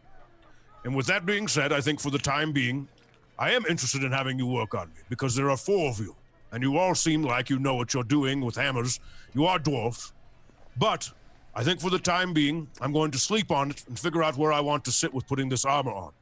I also, on top of that, need to go make sure that I know that my message was sent. I also, on top of that, think it'd be smart for myself, since it's getting late now, to also make sure that my friends are, well, getting back to where they want to be as well. Because I could sit here, to be honest with the 4 of you, because you've all been very kind to me. And I want you to know that that goes a long ways with someone that Well, same thing with my friends back here. They were all very kind to me the first time I met them. Give or take a few situations, they've always been kind to me. Now, maybe my judgment of people is off because I've only been around for a month or so as far as being able to make decisions, but I will make mistakes just as much as the next. Are you boys usually here during the day, at night? When do you usually come? Because if need be, I would like to come back and have more conversation with the four of you, if need be. We work during the morning at the forge. I got a different set of boys that work at the forge for the afternoon. Where's your forge? The forge is located a little further down. 2 warehouses down is the forge. Open front, can't miss it. Very large, blood grip. Okay. Blood grip is what it's called, is that what you said? Hey, that's a family name. I've been making my own decisions since my dad moved on too. Listen, trust is a two-way street, pal, okay? And if you're gonna be working with us, I'm gonna need to know that I can trust you too. And for now, and he holds out his hand, I trust you, lad. I appreciate it, and I reach my hand out. I don't say anything outside of reach my hand out, though. Anyway, get to it. You go do your messengering and whatnot. You want work, you can come back here most nights, we'll be here. Or at the forge most days. You will likely see me again. I would like to see your forge regardless of any situations in the future with working or not working. I'm quite impressed by everything that has to do with forging, armor, weapons. It's something that I think that at some point in time he kind of looks at himself, my short-lived life and hopefully my longer life that I'd like to get more involved in, if you'd like honesty. So I'd like to check your forge out in the first place. I find them very interesting. And regardless of my friends or any situations, I bid you a good day. And as I do that, I've kind of had like my hand down the whole time. I have 4 cups. This last drink is on me, and I hope that you guys have a splendid rest of your evening. I'm going to grab my friends now since the sun seems to be setting and try to get a couple more things done. I know our friend here, he's a wonderful singer. Eero? Yes. He's a wonderful singer, and he's got some work to likely get done tonight. Not exactly best singer. I'm a storyteller. He's a great storyteller. In fact, I would highly recommend that if you are free tonight, because are you doing another show tonight at the inn? Yes, at the Ironwell Inn. I would highly suggest. Right, well, bear it in mind, lad. Cheers, eh? Hey, what's your name, pal? Oh, you can call me Eero. Right. And you, big lad? My name is 19. 19, right. Good name, strong name. I thought you lot dropped your numbers and stuff. Don't you usually drop your number? Wait, you're 19, you're like the 19th one that was made. Correct. That's crazy, you should be royalty. You shouldn't be a messenger boy. You should be like out there on the streets, big star on the front of your chest, parading around, gloried. Everyone should be bowing at your feet. You probably killed more Alexandrians than I've had hot dinners, and I'm pretty old, and I like dinner. 19 just kind of looks down and just kind of looks back up. I've killed many. Thank you. Your words are very kind. And I do. I hope you boys have a good evening. And he kind of like walks away with a little bit of like a what would be the word I'm looking for? Kind of like not a sadness, but kind of like PTSD. He just talked about killing a bunch of people and how he should be rewarded for that. So it's kind of like in 19's head, like he's like, he takes it in as a compliment, but he also takes it as like, fuck. And you all head outside? Back out into the horrible, rotten smell. The cat kind of runs around, drifts a couple times, and then jumps up on the bar as you guys head out, back out into the daylight, into that rotten smell that hits you. The sounds of the city kind of return as you leave this quiet bar. Rolling perception checks, by the way, in that bar, unless you are specifically trying to be quiet, you can probably hear anything if you rolled over a 5. So I assume that's what some of your perceptions there were, 9s and 7s. Yeah. It wouldn't be hard to hear anything unless people are like really whispering and trying to stay quiet, and I don't think anyone was. So it'd be pretty easy because it's very small and there's no one in there and no real noise. So probably everyone heard everything from everyone on both sides everywhere. And you guys head back outside. I think it's a good time to go for a break as you guys presumably head back down towards south of town. Kind of solemnly start to walk along the road and retrace your steps back down towards Fort Smasher and maybe the Luthier, Gillian. We'll take a quick break there. Thank you very much, people, for watching. That was so intense. Very intense. Start to the episode, and we'll see how much worse it gets when we return. Don't forget, if you want to follow all these good people, links are in the chat. If you're on YouTube, then there are links in the description to everybody here's Twitch channels. John Sandman is a famous YouTuber as well. If you want to go and see John Sandman on the YouTubes, then it's the same name. You'll find him. You'll find him. There's only 3 of them, John Sandmans. Our one looks like that. Go watch Fractured Worlds. You can also watch Fractured Worlds if you want. It's so good. I'm on episode 5. It's so good. Watch it with me. Watch it with me. PB's been watching it. It's going to show me up as the absolute fraud. I love that so much. Wait a minute. Well, I love you guys, and I wanted to see what the fuck you were doing. Wait a minute. Is that Black Cat, the Grand Chan? I saw that in the chat. That's that. I saw that in the chat too. I was like, I was gonna have it walk up to Tiger. Horrific. Poo case comes straight out of 19's mouth. Like horrendous. What if secretly attack 19 is actually controlled by poo cakes deep inside the brain, and that's how all of them actually were? And I just. I would. I love how much everyone is expecting me to slam you with a Chan of some sort in this. We'll see. And also if you want to follow us here on Tablestory and support us, then a good way to do that is to go to our Patreon, where we have all sorts of goodies on there. We put a lot of effort into that, so that's why I always plug that, because I think that is top quality Patreon. No idea. About three Patreons. So if you want to follow on Patreon, that'd be great, because I'm fucking starving. 98 Patreons. $1,043. Let's go. Let's go, baby. Thank you very much, everybody who does support us. And we'll see you after the break. We'll be. Do we do something special for the 1,000th person? Do we like sing a ditty or something? For 1,000 people, for I will sing something if we get 1,000 patrons. 1,000 patrons, and Iridir. I will sing something. Iridir will sing a song. We're only 990. It will not be on a performance check. It will be actual Wax Steven. Yeah. Singing Lady in Red. All right, we'll see you guys in a few minutes. Peace.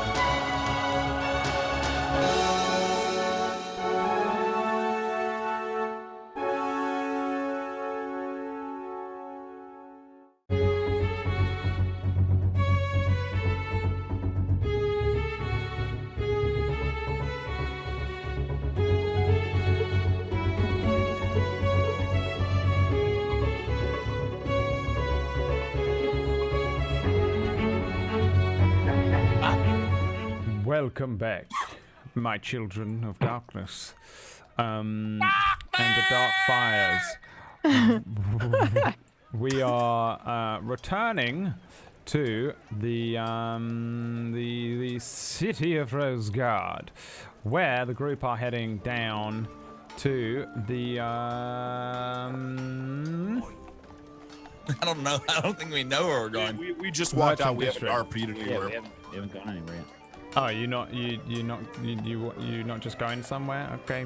Yeah. We I were think gonna go Yeah. deliver the message. I think we just hadn't discussed where we were going yet. Yeah. Do you need to? All right. I think so, yeah. Oh, All right, can we walk a little bit further? Yeah. before- Yeah, I can't smell it, but I can tell by all your faces. We'd probably get out of this area, I assume. Can you give me a description of what it smells like? I've never had smell. I don't even really know how it works. Like, So it's how going does to be that a work? lot of reference for other things. So it's Dead going to be- people. smells like Poop. yes, smells like rotting things. But what do these Urine. things smell like? I don't know. I've never smelled before. What As is I it? said, that's what we're having a problem trying to describe it to you because it smells like other. Burnt hair. It gives you a physical reaction, 19. Usually when something smells terrible, it's our bodies trying to tell us not to eat that thing or not be around that thing because it'll be poisonous or Okay. potentially have disease. Cat cartwheeling while peeing all over this place. I don't think he knows what that smells like there, Drift. I but genuinely, just go off what they're saying, I start walking way fast with my huge legs. I'm like, I keep up. especially when Rin said something about like getting sick or something like that. And Jim's like, All right, so where are we headed next? I think it's about time to pick up your loot. Has it been already? I believe so. The By sun, the the time sun you is get setting. there. The markets are closing. Yeah. Yes. Head there? Oh, yes. We need to go then. Well, lead the way then. Yeah, I start hauling ass. Okay. So you start moving slowly down the merchant district because unfortunately it's real heavy traffic once you get around this corner and start moving down the merchant district. So you guys kind of head downwards. There's still some of the merchants open. Some of them are clearly closing up for the day. Still lots of people moving up and down, lots of carts moving back and forth, and you head down. Are you going to Fort Smashers first because it technically comes first? On the Fort Smashers I'm not. is like I'm just here somewhere, Going straight for the loot. and the Luthier is down here somewhere. You want to split the party? Well, I'll do it for my loot. should I stop or should we just go? I have no problem just going to the loot. I can talk to Fort Smasher in the morning, or if we want, we can. When we walk past, I can go in with one of you, or you can all three go, and I can just go alone to talk to him. I don't mind at all. I can catch up with you after I've had conversation with him. Yeah, I don't. Is that baby crying, by the way? Is that a baby crying? Yeah, I don't know. I just want to see how good the loot looks. To be honest, I'm really excited for that. I'm going. Yeah, I'm head coming. up with you. Be on our way then. I'm gonna go with. I'm gonna I'm go with with. Eero. I just Okay. keep up with them, yeah. Okay, so yeah, you head past Fort Smashers and on to the bottom part of the market where you have the Luthier, and he is outside on his he's got like a market stall with all the loots around. As you approach, your loot is nowhere to be seen, and he is no longer working on it. He's just sat there. He does appear to sort of be at the very beginning of packing some of the loots away into loot cases, with his back to you as you approach his little stall. Iridir. Yeah, I approach, and I'm sort of looking around, and I say, "Hello there." Oh my god. He lets out a terrible fart.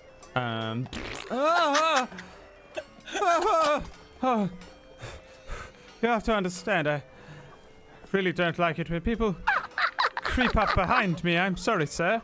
Hello, you're welcome back. You're here to pick up your loot, yes? Yes, I am. Right. There's a terrible smell, Iridir, as the, even here, He rolled a 1 on his Constitution saving throw. And Doesn't pass out. He just farts. he says, "Oh yes. Let me find it. I've got it down here. I have a lockbox." You see him kind of rummaging around below, somewhere underneath his stall, and he brings out your loot and places it in front of you carefully, pushes it towards you. As you can see, I've restrung it here with these strings. They should be rather hardy. They should be able to take quite the beating if you find it necessary. There were some nicks and scrapes here, and I was able to fix them, and I've reattached this to this, and I've put this on here, and it's been buffed and waxed, and it's rather shiny. If you hold it just right in the light, you'll see that the light glints off it rather nicely. Did he do a good job? He did a damn good job. Yeah. Nice. Damn good job. Yeah. It's pretty much as good as you can expect. I don't think that you'd get much better without coming at this with some hardcore magic. It looks almost brand new. Okay. Yeah. So I paid him. Before I left, and I'm going to take out an additional 10 gold pieces, and I'm going to take them out. I'm gonna line them up like one at a time on his stall. And I'm going to say, you did an excellent job.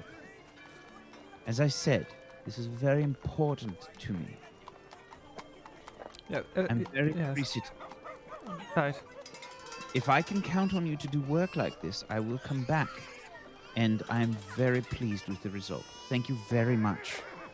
Yes. You don't understand how much this means to me. Right. Well, of course, yes. I have a few of my own private collection that I feel exactly the same way about, passed down for generations. I understand precisely how important a loot can be to one. Here, I also offer this. It's a small cleaning kit and a waxing cloth. He hands them over with the loot. Thank you very much. Yeah. You've been very kind, Gillian. Thank you. Well, don't forget to send all of your noble friends down, right by the wall.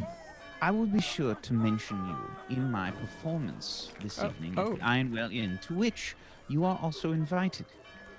Oh yes. Well, I don't often go to bars and such. Often. I assure you, you will have a wonderful time. Oh, I hope to see you there.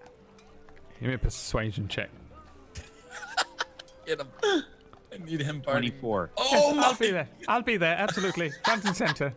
Of course. Yes, I usually curl up with a nice book. Quiet fire, but I can go to a very loud, busy bar on the other side of town, see you perform on your wonderful loot. Of course, I'd love to. I'll be there. Excellent, thank you. I'll go home and change first. And make sure you buy yourself something nice with that little bonus. I appreciate it very much. Thank you, sir. I hope you have a wonderful day, and good luck with your performance. I'm sure I won't need it with such excellent craftsmanship. Thank you. Yes, of course. You're quite welcome. I won't tell you to break a leg. Halfling luck and all that. Go a little too far. Right. Thank you. And I take my loot and I walk away. Cool. Gillian starts packing up his stuff. A lot of the other. The sun shines off behind it. Yeah. He rolled an 18 on his check. If he'd rolled a 20, I would have given it some sort of fucking bullshit, to be honest. Yeah, it's pretty well done. The other stalls around you are starting to close down and things. You can see the sun is hanging relatively low in the sky. You guys heading up to Fort Smashers, or are you heading across town? How long would it take to get back to the inn at this point? It takes about half an hour to get from one side of town to the other, but you're in this kind of really busy merchant district, so you'd want to give it like 45 minutes. Okay, and how far away is Fort Smashers?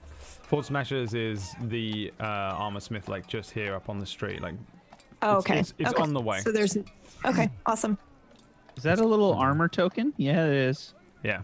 A little armor token on the Put a map. little armor token on the map to let you know where Fort Smashers is. I thought you said llama token for a A second. little loot. And I'll put a little mug of ale for the wizard and mug and stuff, and the forges and things. Well, would you guys like to stop at Fort Smashers on the way back to there, or would you rather just go back? And I think I'm going to either way. I think it's my right duty to make sure I do.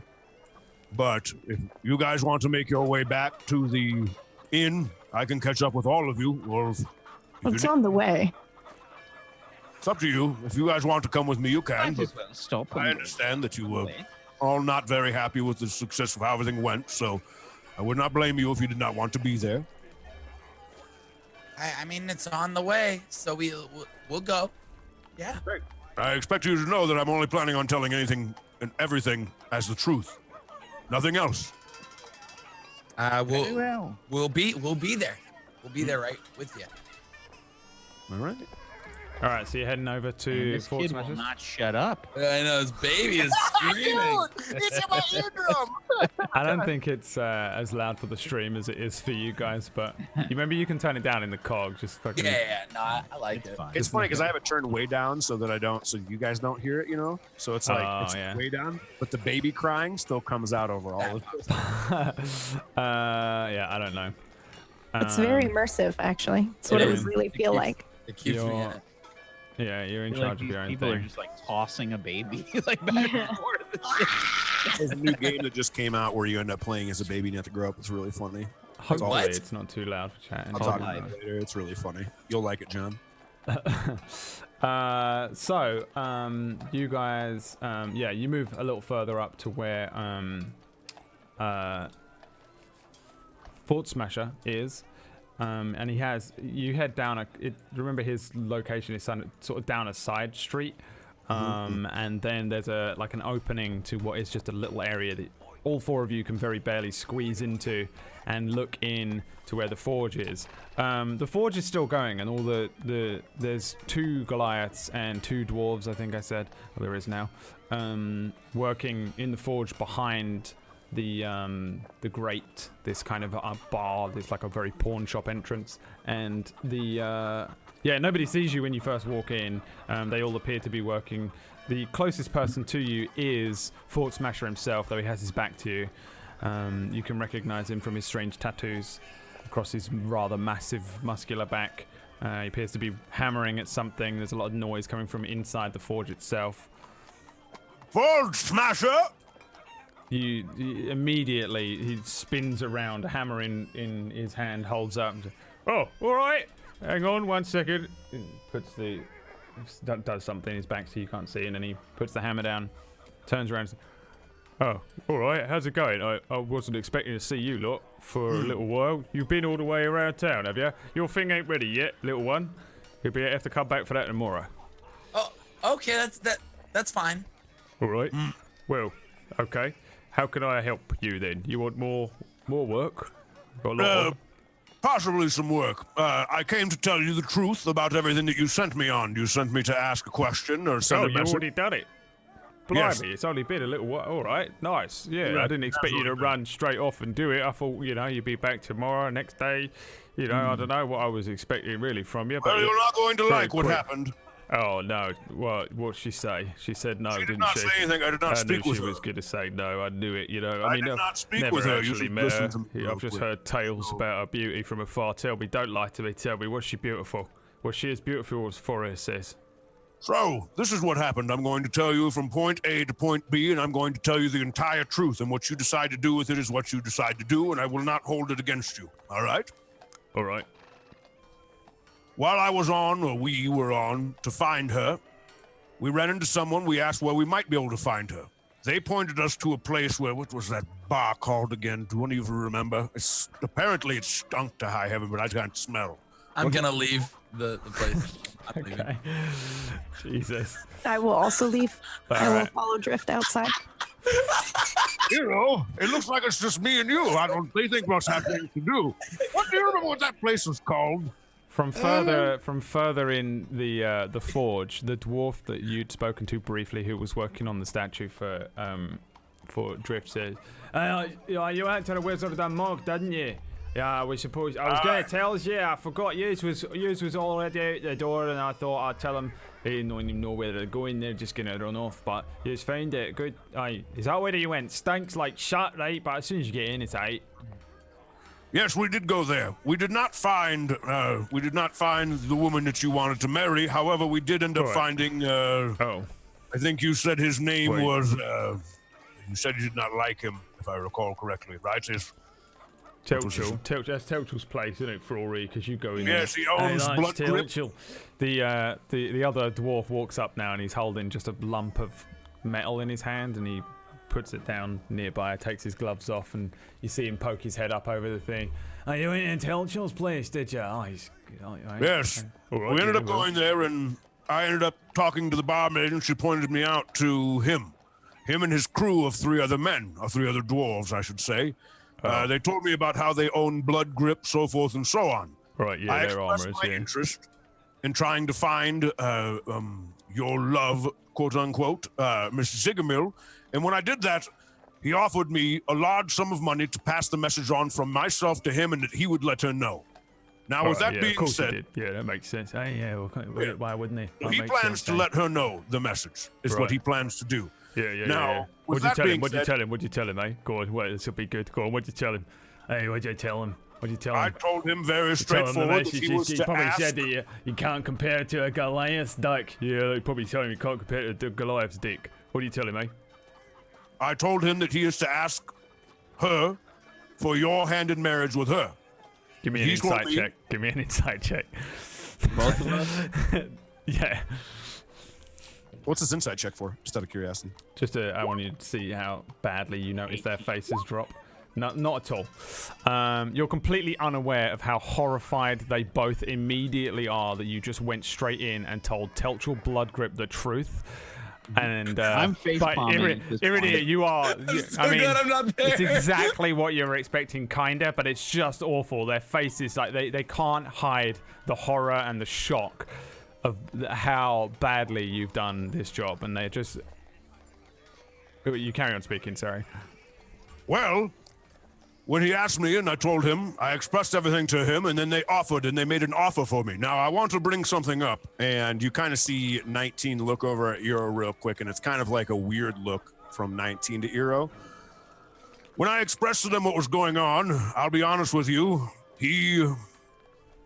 what would you say the words were, Eero? I don't remember exactly what he said, but basically they offered to make the armor that I was going to ask you to make. Now, with that being said, I didn't want to do that right away because, well, to be honest, as much as I'm just delivering a message for you, which is what I did, I still want to let you know that I'm willing to get this done by you, but I did want to bring something up. They had offered to and said very straightforward to me that they would do a much better job than you would at forging this armor onto me. Now, I don't have a way of believing this because I have never seen their work, and I'm looking at your work right here.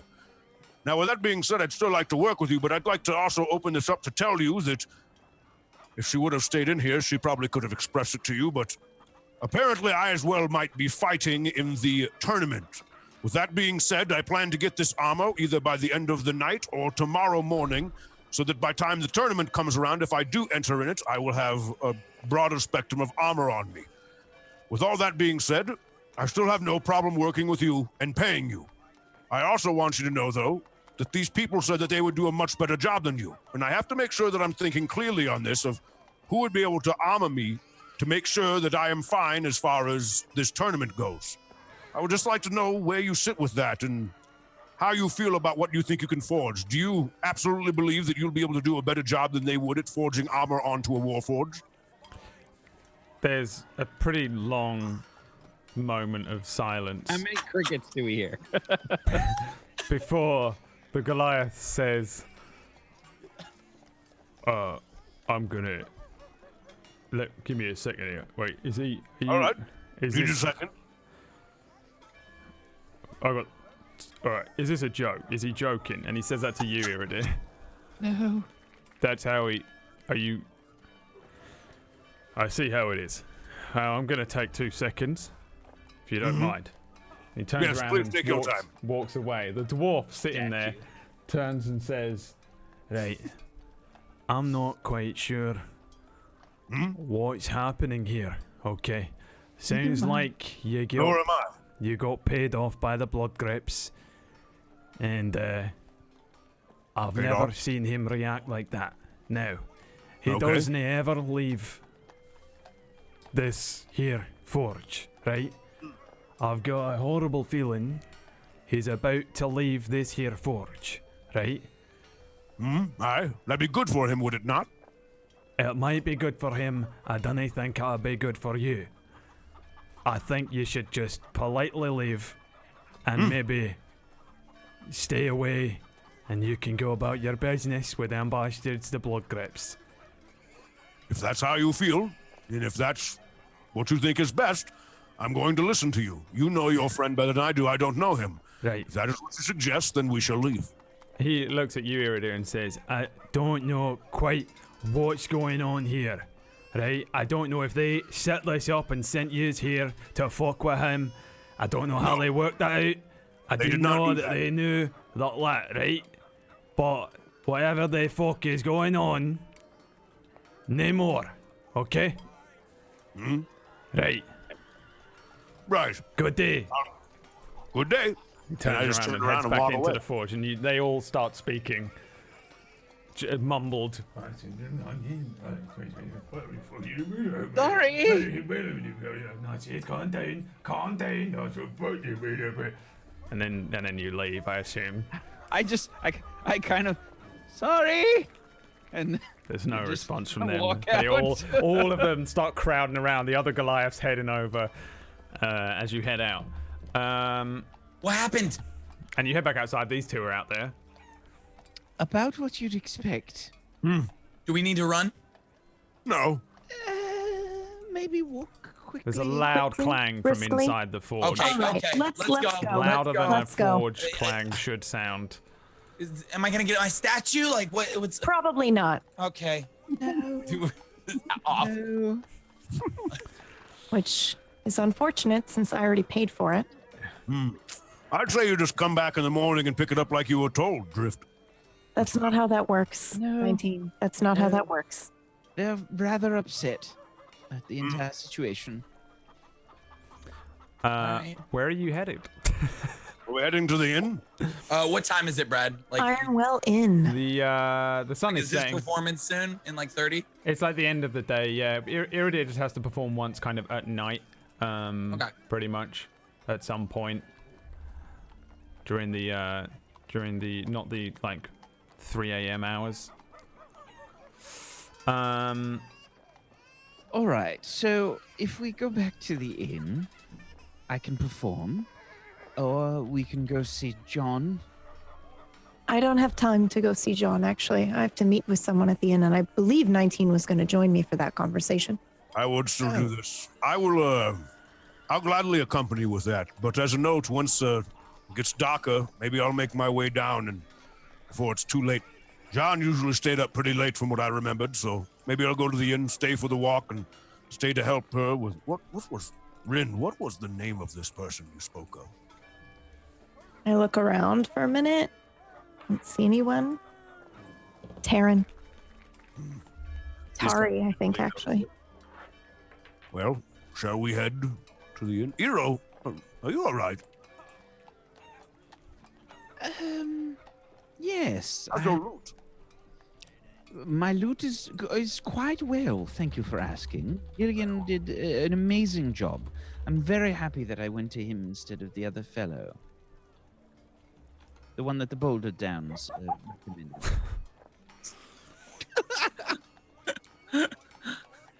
Attack. I'm sorry. I'm rather happy that I went to him. He did an excellent job.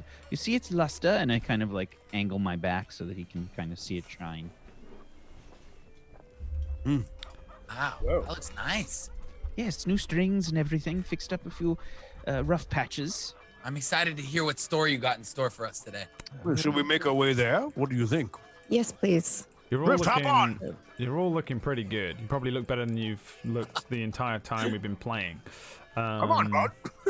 And so you guys are just heading over to the Ironwell Inn, yeah? I'm assuming you're just fucking going the way you went, the way you came before. Yeah. Like up the main roads, along the main roads, pretty much. Yeah. Yeah, I'd say, again, it probably takes about 45 minutes of walking. It's pretty easy to retrace your steps because you just got to head to the monument, that huge temple that's golden on your left. The sun starts to set a little more as you guys are walking along. You pass through that kind of docks area along that main road. And again, the shift changes a little. The houses that were relatively small, squat and poor, become a little more... are a little larger. Some of them have a very small little garden. You notice that this walled off kind of area here that contains the palace, the closer you get to that, the more attractive the houses become. There's a few larger houses in there. Yeah, you come back to the Ironwell Inn, which is that very large, completely separate inn. It's one of the largest inns. I think it is the largest inn in the town. Yeah, again, it's packed. It remains completely packed. People's, like, there's not a table inside or out. Everyone is standing up, crowding the place. The two hearths, which are at either end of the lower floor, are lit and crowded. The people that are playing darts in one corner don't even have the room really to play properly. And there's just a lot of people in here. At the bar, you see your elven friend who was there before. What was her frickin' name? It was no, Tari is the Nefene. Tari is the masked individual that said she would find Rin later on, and they agreed to meet here. So, yeah, you guys head back in, and I guess. In fact, I don't know what you're doing here. What do you want to do as you head in? Just inside, there's two very large open plan doors at the bottom that you walk into this very busy, bustling inn. Do I see Tari? Give me a perception check. Okay. You do not see Tari, no. You would. It does not at all mean that she's not here. But just as at your first glance, you can't see everyone in here because it's super packed. Okay. But yeah, she's not just like standing there waiting. You don't see her at all. Is there a table by the back? There is not. I mean, Is there anything open? There's loads of tables that are all completely filled. It's just completely ram-packed. People filling up every chair and stall at the bar, every table. People sitting on the ground in various areas and corners along the walls. There are tables that are outside that are packed as well. Is there anywhere that looks somewhat private? I know you said it's packed, but what about the areas along the back wall, like before you head towards the rooms? Yeah, there's an area beside one of the doorways. On either side, you have those two doorways. One, leads to the kind of bath area. One, leads up to the actual inn with the rooms, one of which is yours. And there's probably an area next to one of the walls that you can see has like just enough space for you guys to stand in a cramped way next to each other. And who's sitting at the table in the back corner? Well, this is a random encounter. Please roll initiative. You see What? You see two sort of I really relatively. couldn't tell if he was not being serious for a second. No. You see two relatively strangely dressed, or exotically dressed, I should say, humans, women, relatively young looking, like 30-ish. Can I roll an insight check? Tiny little Do they table. look like they know how to fight? I want to know if I can intimidate them to leave the table. Okay, yeah, give me an insight check. Kidding. Oh my god, of course it's a 7. It's kind of hard to make them out. They're wearing these sort of strange looking clothes, but they're not like they look like similar to like travelers' clothes, but maybe from some off-continent place that you have no idea about. They wear these strange sashes, but on each of their hips they do have little short swords, little kind of curved short swords. So, but that's not uncommon. A lot of people have those, but they look like they're travelers, like you. In terms of like whether they can fight or whether you can take them in a fight, you have no idea. There's another table. If you want to try your luck at another table. Yeah. Another insight roll. So the table on your other side has a bunch of guys in just normal looking clothes, just standard looking clothes that they don't have no short swords on them. Give me an insight check. 8.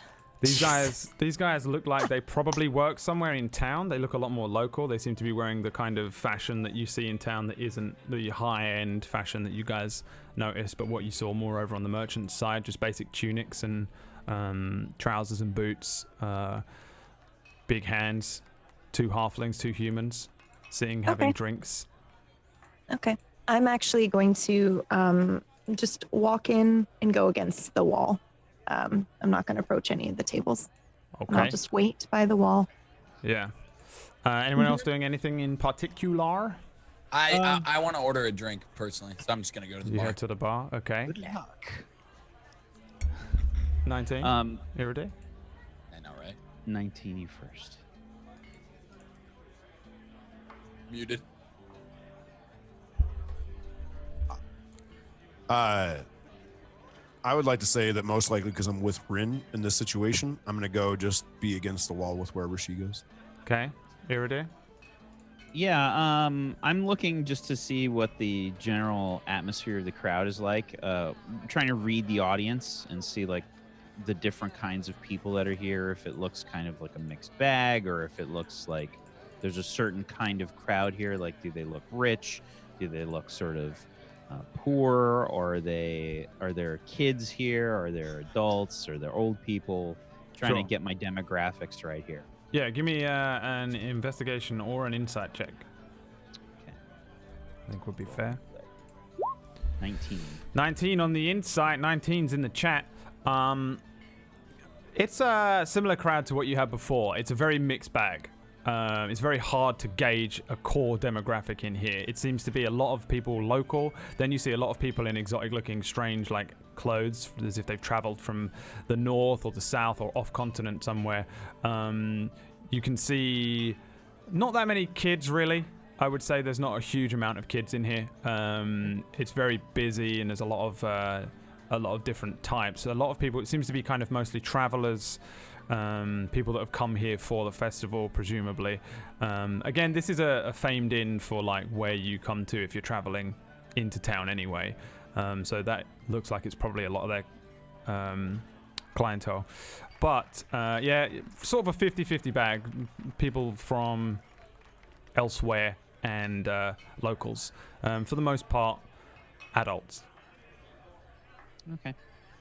Yeah, I'm just getting the general type of idea. Otherwise, I think I'm going to go with Rin and 19 and just kind of off to the side, I guess. Is there anybody on stage or anything performing? No. Okay. No. Contrary to the background bullshit, there is not any lute players or any music playing at all. You do see some other people that seem like they can play instruments, though. I think you probably do notice with your sort of lay of the land here that you see a couple of people with lutes on their backs, pan flutes around their necks. Probably nothing crazy, though. There's a couple of people that look like they have instruments on them, but not like they're here to play tonight. Just like they're part of the traveling groups of traveling bands of people that are here for the festival. I think you probably as well notice a few of them around town, like more than you would probably expect. There's a decent amount of bards and the lion entertainers that are here for the festival, and they're very much out in force at the moment. Okay. In preparation. Yeah, I'm just gonna kind of move against the wall with Ren and 19. Yeah. And wait for drift. I'll say. So, did you see your contact or whatever it was? No, not yet. But she did say she'd find me and that we would meet here after sundown. So I'm sure she'll be here. Right. Do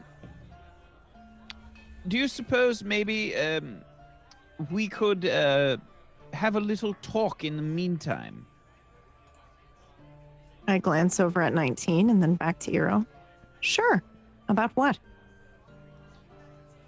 Perhaps somewhere a bit quieter. A room? Yes. You have a room. Right. Why don't we go back there? Let Drift know. Do you two need privacy? Well, that's really up to Rin. And I give her like a bit of a sort of furrowed brow. It's fine if you'd like to discuss on your own accord. I can find Drift. You see me like up on the bar, like running like over stools, like excuse me, Yeah. ma'am, please. Hats Wanna- waving all around. Yeah. She. I think she probably sees you because you're in these crazy clothes. Thank So she catches your attention, heads over. What can I get you, love? And starts. I'll do one beer, please. One beer. Okay, I'll pour you a beer. She's It looks like he's drinking. I'll catch up with him. You guys. Well, actually, Eero, I would love to have that conversation with you, but I should probably stay out here so that when she arrives, she sees me. Don't think it will take very long. Well, maybe you could talk quietly. Ned says that I would walk over to Drift. Oh, Drift. Or we can have the conversation after. I'm not avoiding it. I will have it with you. I just don't want to miss my contact. Well, they've given us a little bit of space. And I have to say, I've been intrigued most of the day.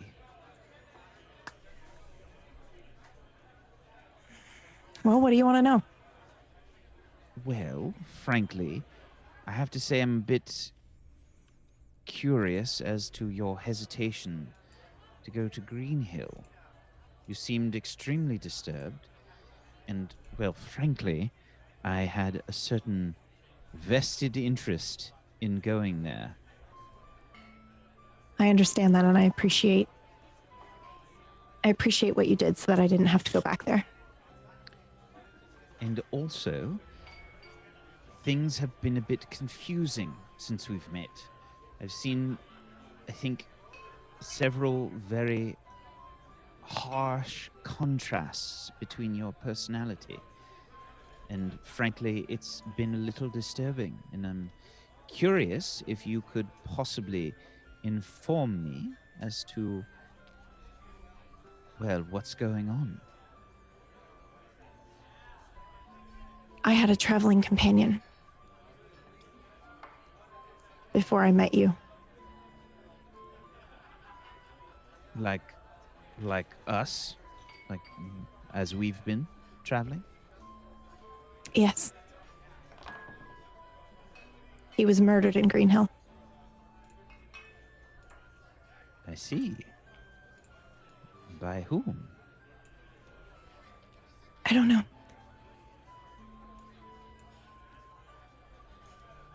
Well, how did it happen? They found him strangled in the bushes.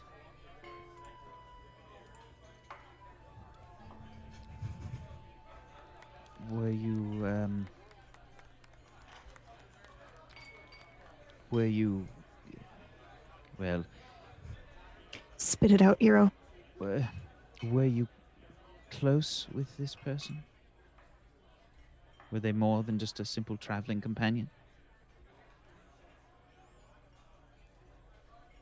Yes. I'm sorry. Have you learned anything? No. And I don't care to. I won't find any answers in Green Hill. And if it's all the same to you, I don't want to talk about it anymore.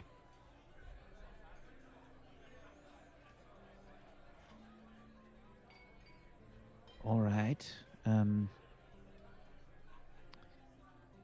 Well, Rin, I hope you know there have been several occasions now where we've all been in a rather desperate fight with each other, and if you need any assistance or any help, you should know that you can count on us. I can't force you to do anything, but we're here for you. We're your friends. Thank you, Eero. You're welcome. And I suppose we'll keep an eye out if anything comes forward. Thank you for telling me. Thank you for listening. Yes. Rin, will you roll me a d20? Mm-hmm. What? Why? Because she's waiting to meet someone, right? True that. Waiting to meet someone. Okay.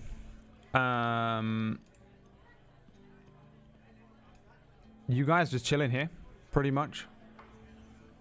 Your companion, this person, is not anywhere to be seen yet, Rin. She's late. Well, they didn't give a specific time. I suppose I should probably get my job done for the evening. What story are you going to tell? Well, I have a feeling with a crowd such as this, some sort of adventure would go over quite well. Usually does. Something intriguing and exciting. You should tell a story about warring armor smiths. They'll all hail you as a psychic. I think it's better if we distance ourselves from that situation. Yes, you're probably right. Perhaps, maybe I can at least try to cheer you up a little bit. I don't think that's possible, but you're welcome to try. I did just recently get my lute polished and restrung, so I'm sure it'll sound much better. All right? What do people say to you, bards, to wish you luck? Don't fuck it up. Don't fuck it up, Eero. Thank you. And I'm gonna walk over to the stage, just kind of making sure that everything's in tune and sounds good, etc. Yeah. As you head over to the stage, 19 and Drift, you're at the bar. The bar lady is probably just speaking to you about your clothes very briefly. Just interested. You look rather different, but I don't see why you wouldn't wear that. You look very fine indeed. I appreciate that. Thank you. All right. And she, as you head over 19, she gives you a knock on the chest. Good to see you there. Got people to deal with. You don't need a drink, do you now? No, but I've got nothing for you. She's gone. She's too busy. Eero heads over towards the stage, begins stringing his lute, and steps up onto the stage itself.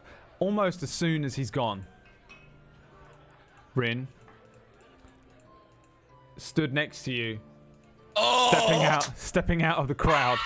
Let's go. Stepping out of the crowd is that figure that you saw from the wash north of here when you were earlier in the day asked you to meet here, Tari. She has the very interesting looking sort of hooded trench coat and a mask that covers her entire face. No eyes in it or mouth or anything. It's kind of chipped and broken and old looking, but it has that sort of obsidian gem looking thing on the left eye. And she's just stands up next to you and like leans against the wall besides where you are and says, I thought he would never leave. How much did you hear? Oh, this and that. Sob story here. You all have a sob story, right? So do I. It's not important to me. Good. What is important to me is whether you are interested in working with us, with me, to stick it to these Boulder Downs, the nobles of the city. I point to 19. And him? Yeah, that's him. Yes. He is capable in a fight? Very capable. You were not treated fairly at the gate. You, No. may wonder if I have eyes under here, and I for sure see much of what happens in Rosegard. If you would like How to much? work with me and my people, then we are willing to offer you some gold. It depends how far you want to go. Be straight with me. What do you want? Well, if you are going to be entering the tournament on behalf of my group, we will give you 200 gold pieces for every win.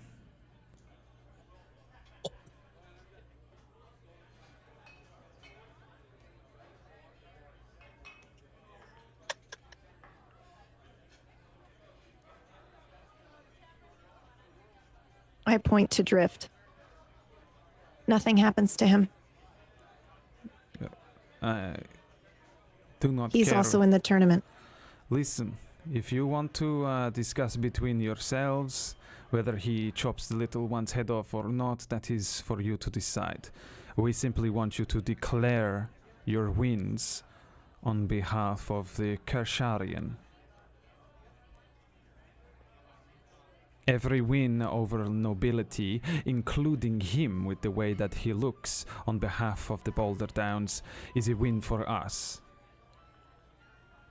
We want the people to see that the nobility are not always in control. I'd be all right with that. But I think you're going to have to talk to 19 before he'll accept to be your champion. Shall I call him over? No. We may have more to offer you, but this is not the place. And she looks around over all the people. She says, tomorrow they are going to meet with their people. Perhaps it would be a good time for you and him to come and meet with us. Where and when? The Blue Gnome, it is a pub south of here, near a tree shaped like a claw. It's just over the canal. Just you and the big one. All right. And make sure you do not draw attention to yourselves too much between now and then. I mean, I'm walking with a Warforged, but we'll try. I will try. Yes, well, no more with this. You're working for the Blood Grips, and you are scaring the forgerers, whatever, the Goliath, eh? Yeah. Yes, you have to not make too much of a name for yourself. They are already talking of this large Warforged. Great. I am sure the Blood Grips have their own plans, and I'm sure they do. They always do, don't they?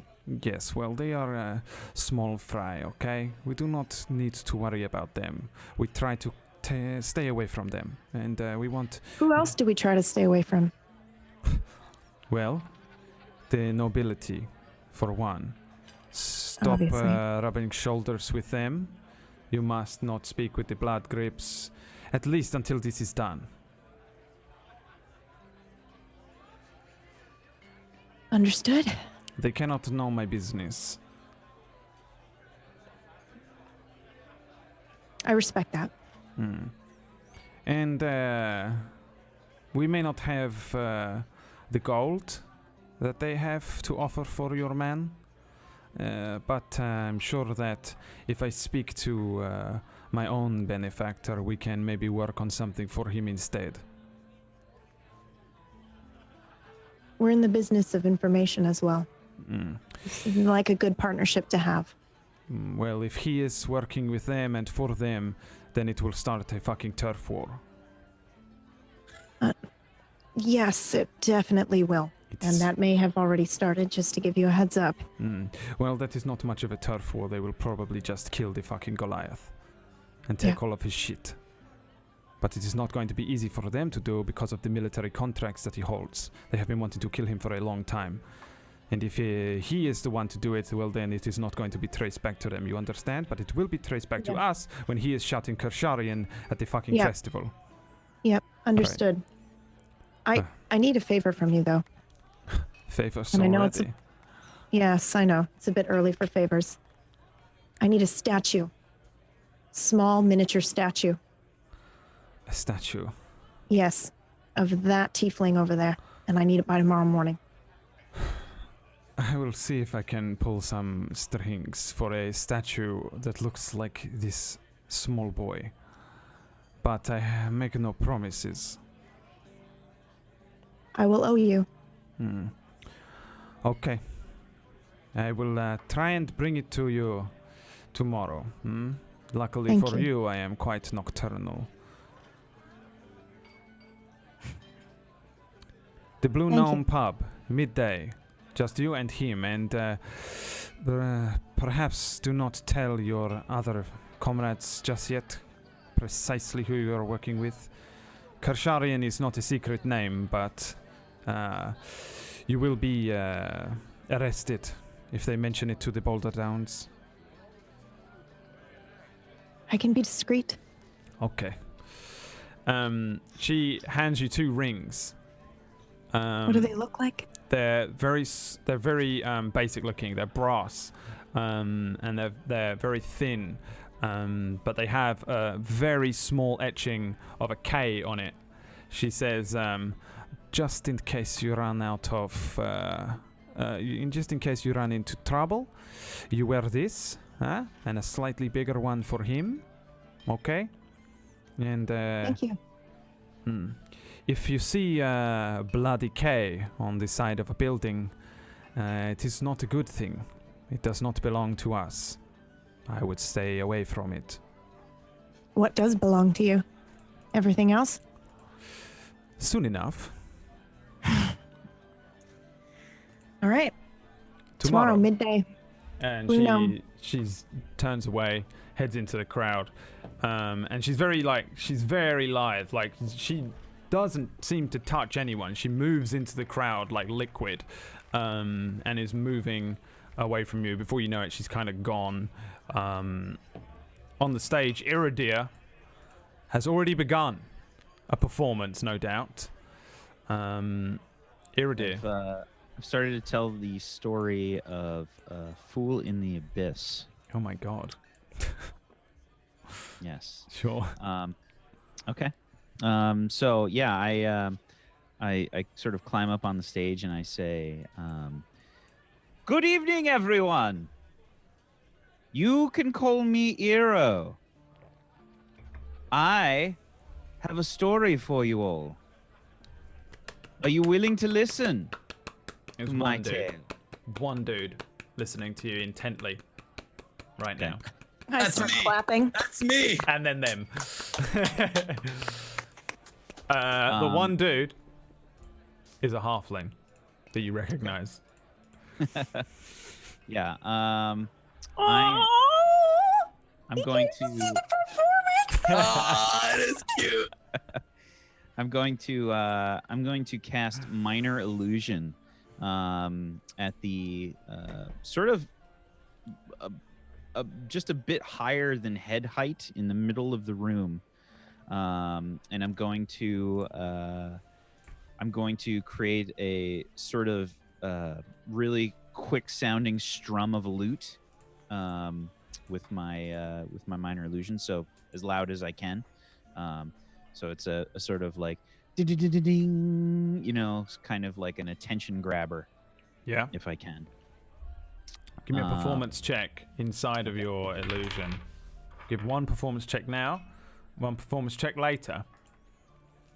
17. Wow, everyone's interested now. Loads of people within your like this half of the tavern.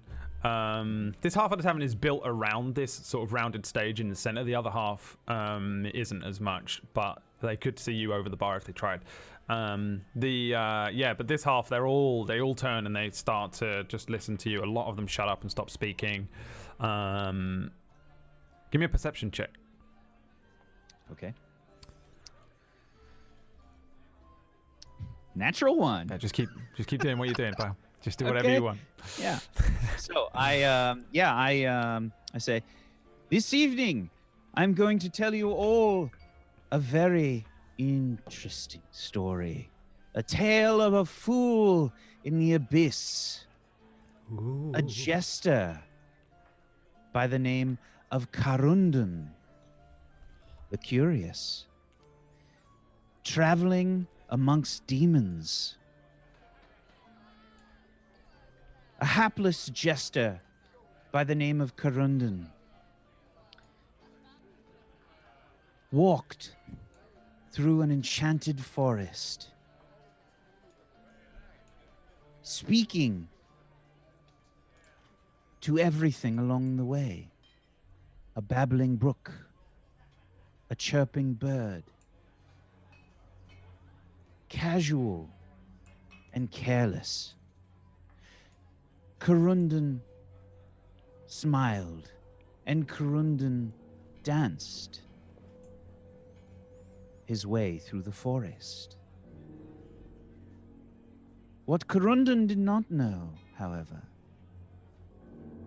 was that Karundan was not alone.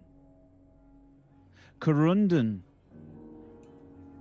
was being followed by not one, not two, not three, but 4 evil creatures. They hunted Karundan past the babbling brook in the shadows, snatching the bird from the tree, teeth gnashing the bird. But Karundan continued forth, dancing and singing. Hapless, curious Karundan. Because Karundan had a performance. Karundan was practicing, you see. He was set to perform for a noble family, celebrating a wedding.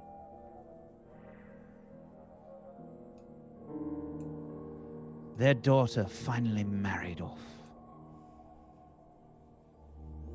Karundan had to make his performance exceptional.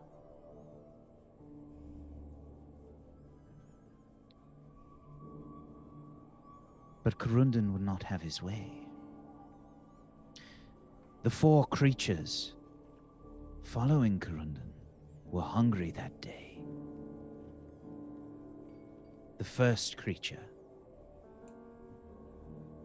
hairy, sinister, and lithe, made its way through the shadows,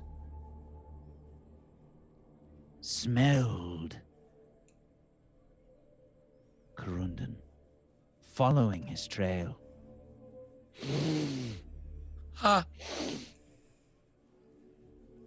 It moved quietly silkily along the shadows. Following Corundan, it could see Corundan, not far ahead. Closer and closer it creeped, not allowing a ray of sunlight to touch its skin. Corundan danced and played his flute. The bells from Corundan's hat rang out. Tling-ling-ling, tling-ling-ling. As he danced, the creature moved closer and closer. It slunk behind a tree, its mouth watering.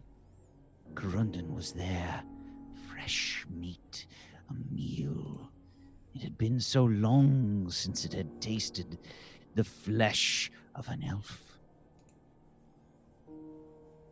For in the abyss, there is no happiness.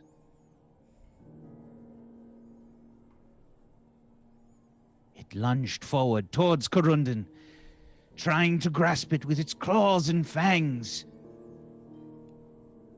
Corundan was unaware.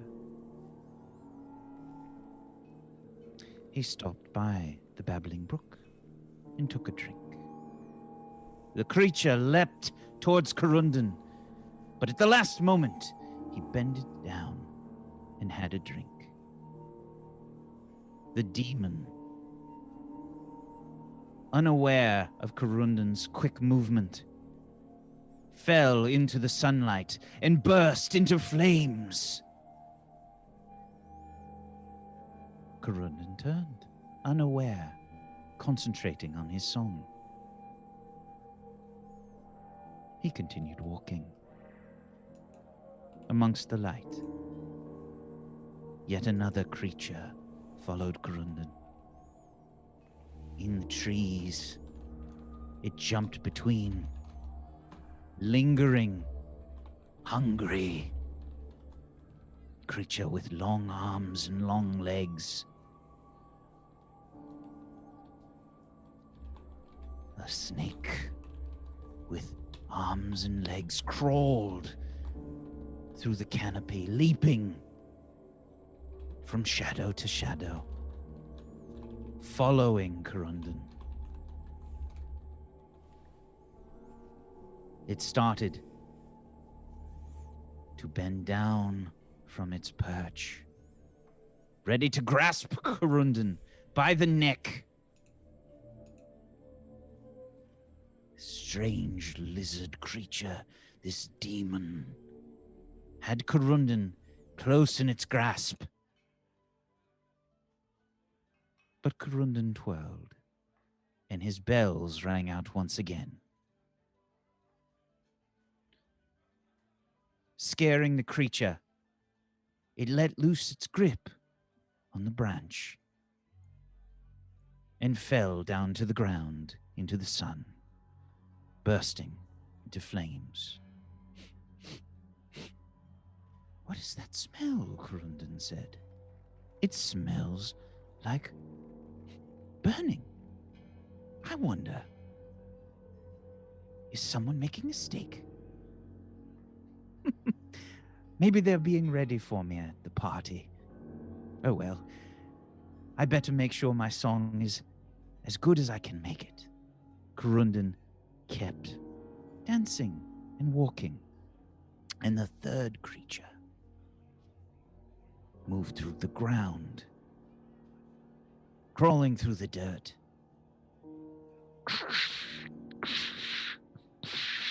A furrow dug in the dirt, a lump hardly any could see. The creatures of the forest were aware. They ran from this. They could sense it. But Corundan played. Is this the right note? Doesn't sound right. Perhaps this. Playing his phrase, he continued, dancing all the while. And he thought, this is too boring. if I merely dance and play my lute, they will not take me seriously.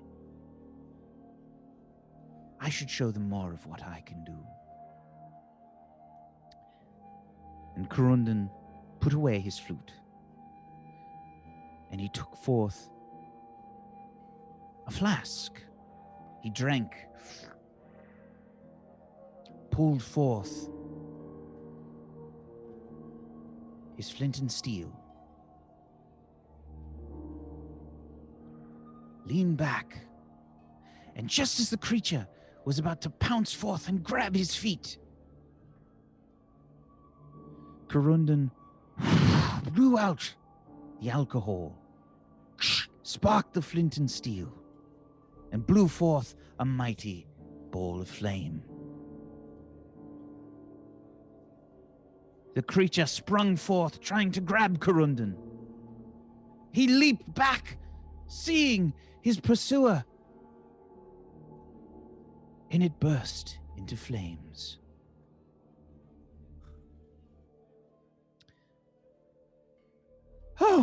Oh my! What is this creature? Corundan said. What is happening? Turning around, he saw the embers burning behind him. 3 creatures, 3 demons, left in his wake. What have I done? I've killed 3 people, Corundan thought. Oh my! And Corundan turned, frightened for what he had done. And before him, he saw a woman wearing plain clothes. And she said, "Are you Corundan?" That's me. I'm Corundan. I've been waiting for you, Corundan, she said, veiled by shadows.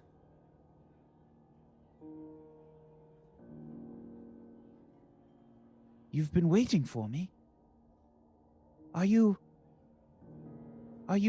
attending the wedding? No. I've been waiting for you to step out from the sun. And the last we saw of Corundan was a flash of teeth. Thank you. Woo! Oh my gosh! Roll me a performance check. No. Fucking, are you kidding me? That was great. Natural 1. It was terrible. What? I don't get advantage on it. Oh, come on. No, this is his only thing. He's a bard. At the end of it, right, it's just 19, Drift, Rin, and the fucking guy, the Gillian, and an old man sat next to Gillian. Oh my god. That are watching this thing. Roll me a d6. Holy shit. Holy fuck, that was amazing. 6. There's 6 gold on the floor at your feet. I threw in a mine. The barmaid, Nefene, heads over and says, listen, that was a nice story and all, but bit of a downer, wouldn't you say? Could you maybe, like, tomorrow, like, something uplifting might be nice, you know? You've scared half the patrons out. Right. There's such a thing as being too good. Misjudged the audience this evening. Right, Apologies. I don't think they want to hear about demons being eaten or whatever, okay? But, you know, flashy, you know, it was a good story and stuff, but maybe leave it for a book Can't you tell a story about like a knight killing a goblin? Right. You know, sunshine. They like lavender in this town.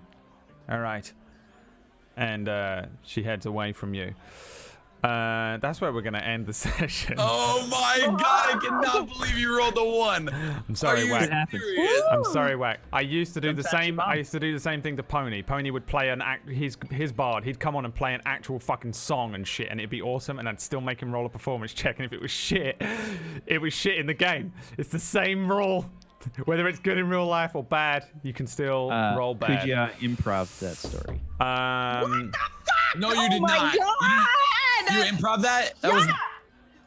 There's the old man that is sat next to Gillian. He's wearing a very strange, long, kind of brown robe.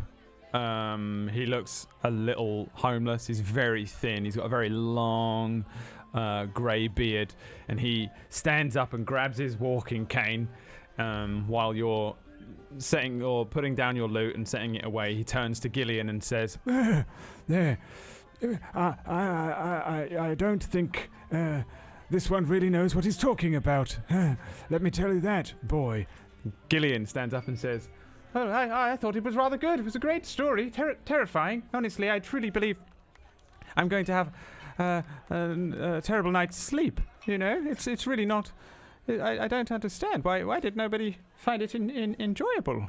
The old man says, "Oh, no, nobody likes a terrible tale. They like to hide their lives behind smiles, you understand. And let me tell you something else. I knew Currendon, and he was a hack as well." He walks out. He walks out of the bar, and that is the true end. Can I do something before we finish? Yes. Okay, I would like to walk up and throw a gold piece in. Look at Euro. Oh yeah, you can add. Yeah. Gold Thank you piece. for the story. I like purposefully look at her and like hold the gold in my teeth and like try to bend it. Funny. And that is where we bring our So good. episode to a close today. Oh, so good. It was really good. For the just FYI from me to you, Wack. It was fucking awesome. But you know, the dice don't lie. All right. Shit happens. That's how it goes. You know. I just can't believe it was a natural one. It wasn't even like a 4 or 5. Like it was a natural one. Yeah, it's no different to when you like roll an insight check when you know someone's lying, right? And then you roll a 1, and I'm like, you don't fucking know shit. Same thing, unfortunately. Oh, it was so good. Yeah, it was good. It was good. Not good enough. All right, do better. All right, time for those. Oh my god! Where was them magic hands, Wack, that you was like at the beginning of the session, like, always roll 20s, natural 20s only. That was the payback. I don't think That's you what know how happened. this You used goes, TB. Yep, there we go. That's the payback. You used it. Calm as a bitch. Comes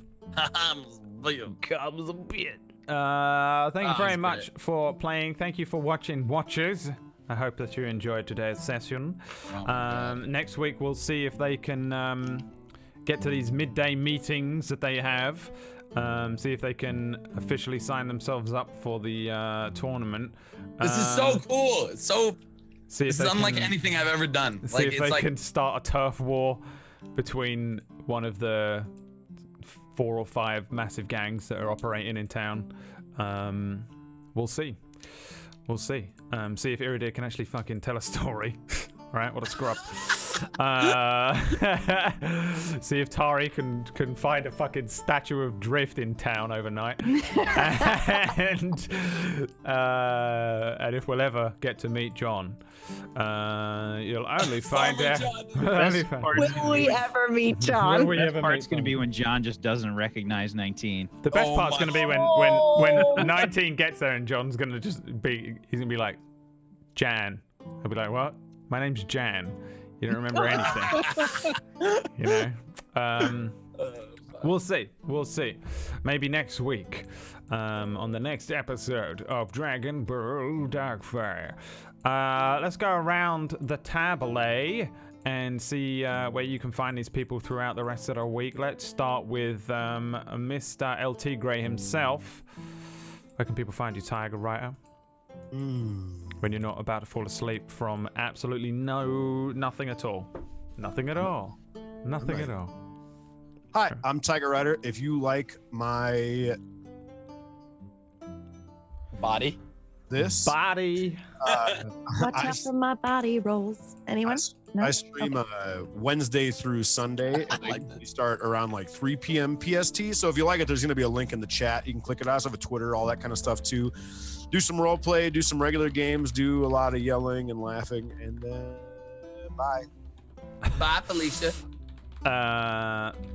John? What up, homies? Thank you for watching.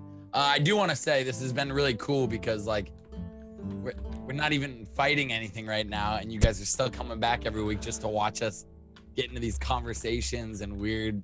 It's really cool. It's unlike anything I've done. Definitely have had moments like this, an episode or two max, but I think this is episode 4 of straight up just roleplay and discovering more little quests and not even doing the main quest. So that's been really dope. You can find me Twitch, YouTube, Twitter, all that good stuff, all under John Sandman. Twitter's John Sandman TV. Thanks guys for watching. It's been so fun. PB. Hello, hi, I'm Pumpkinberry, and I bow down to the whack. Okay, you can find me at twitch.tv/Tablestory. Yay. My name is Whack Steven. Yay.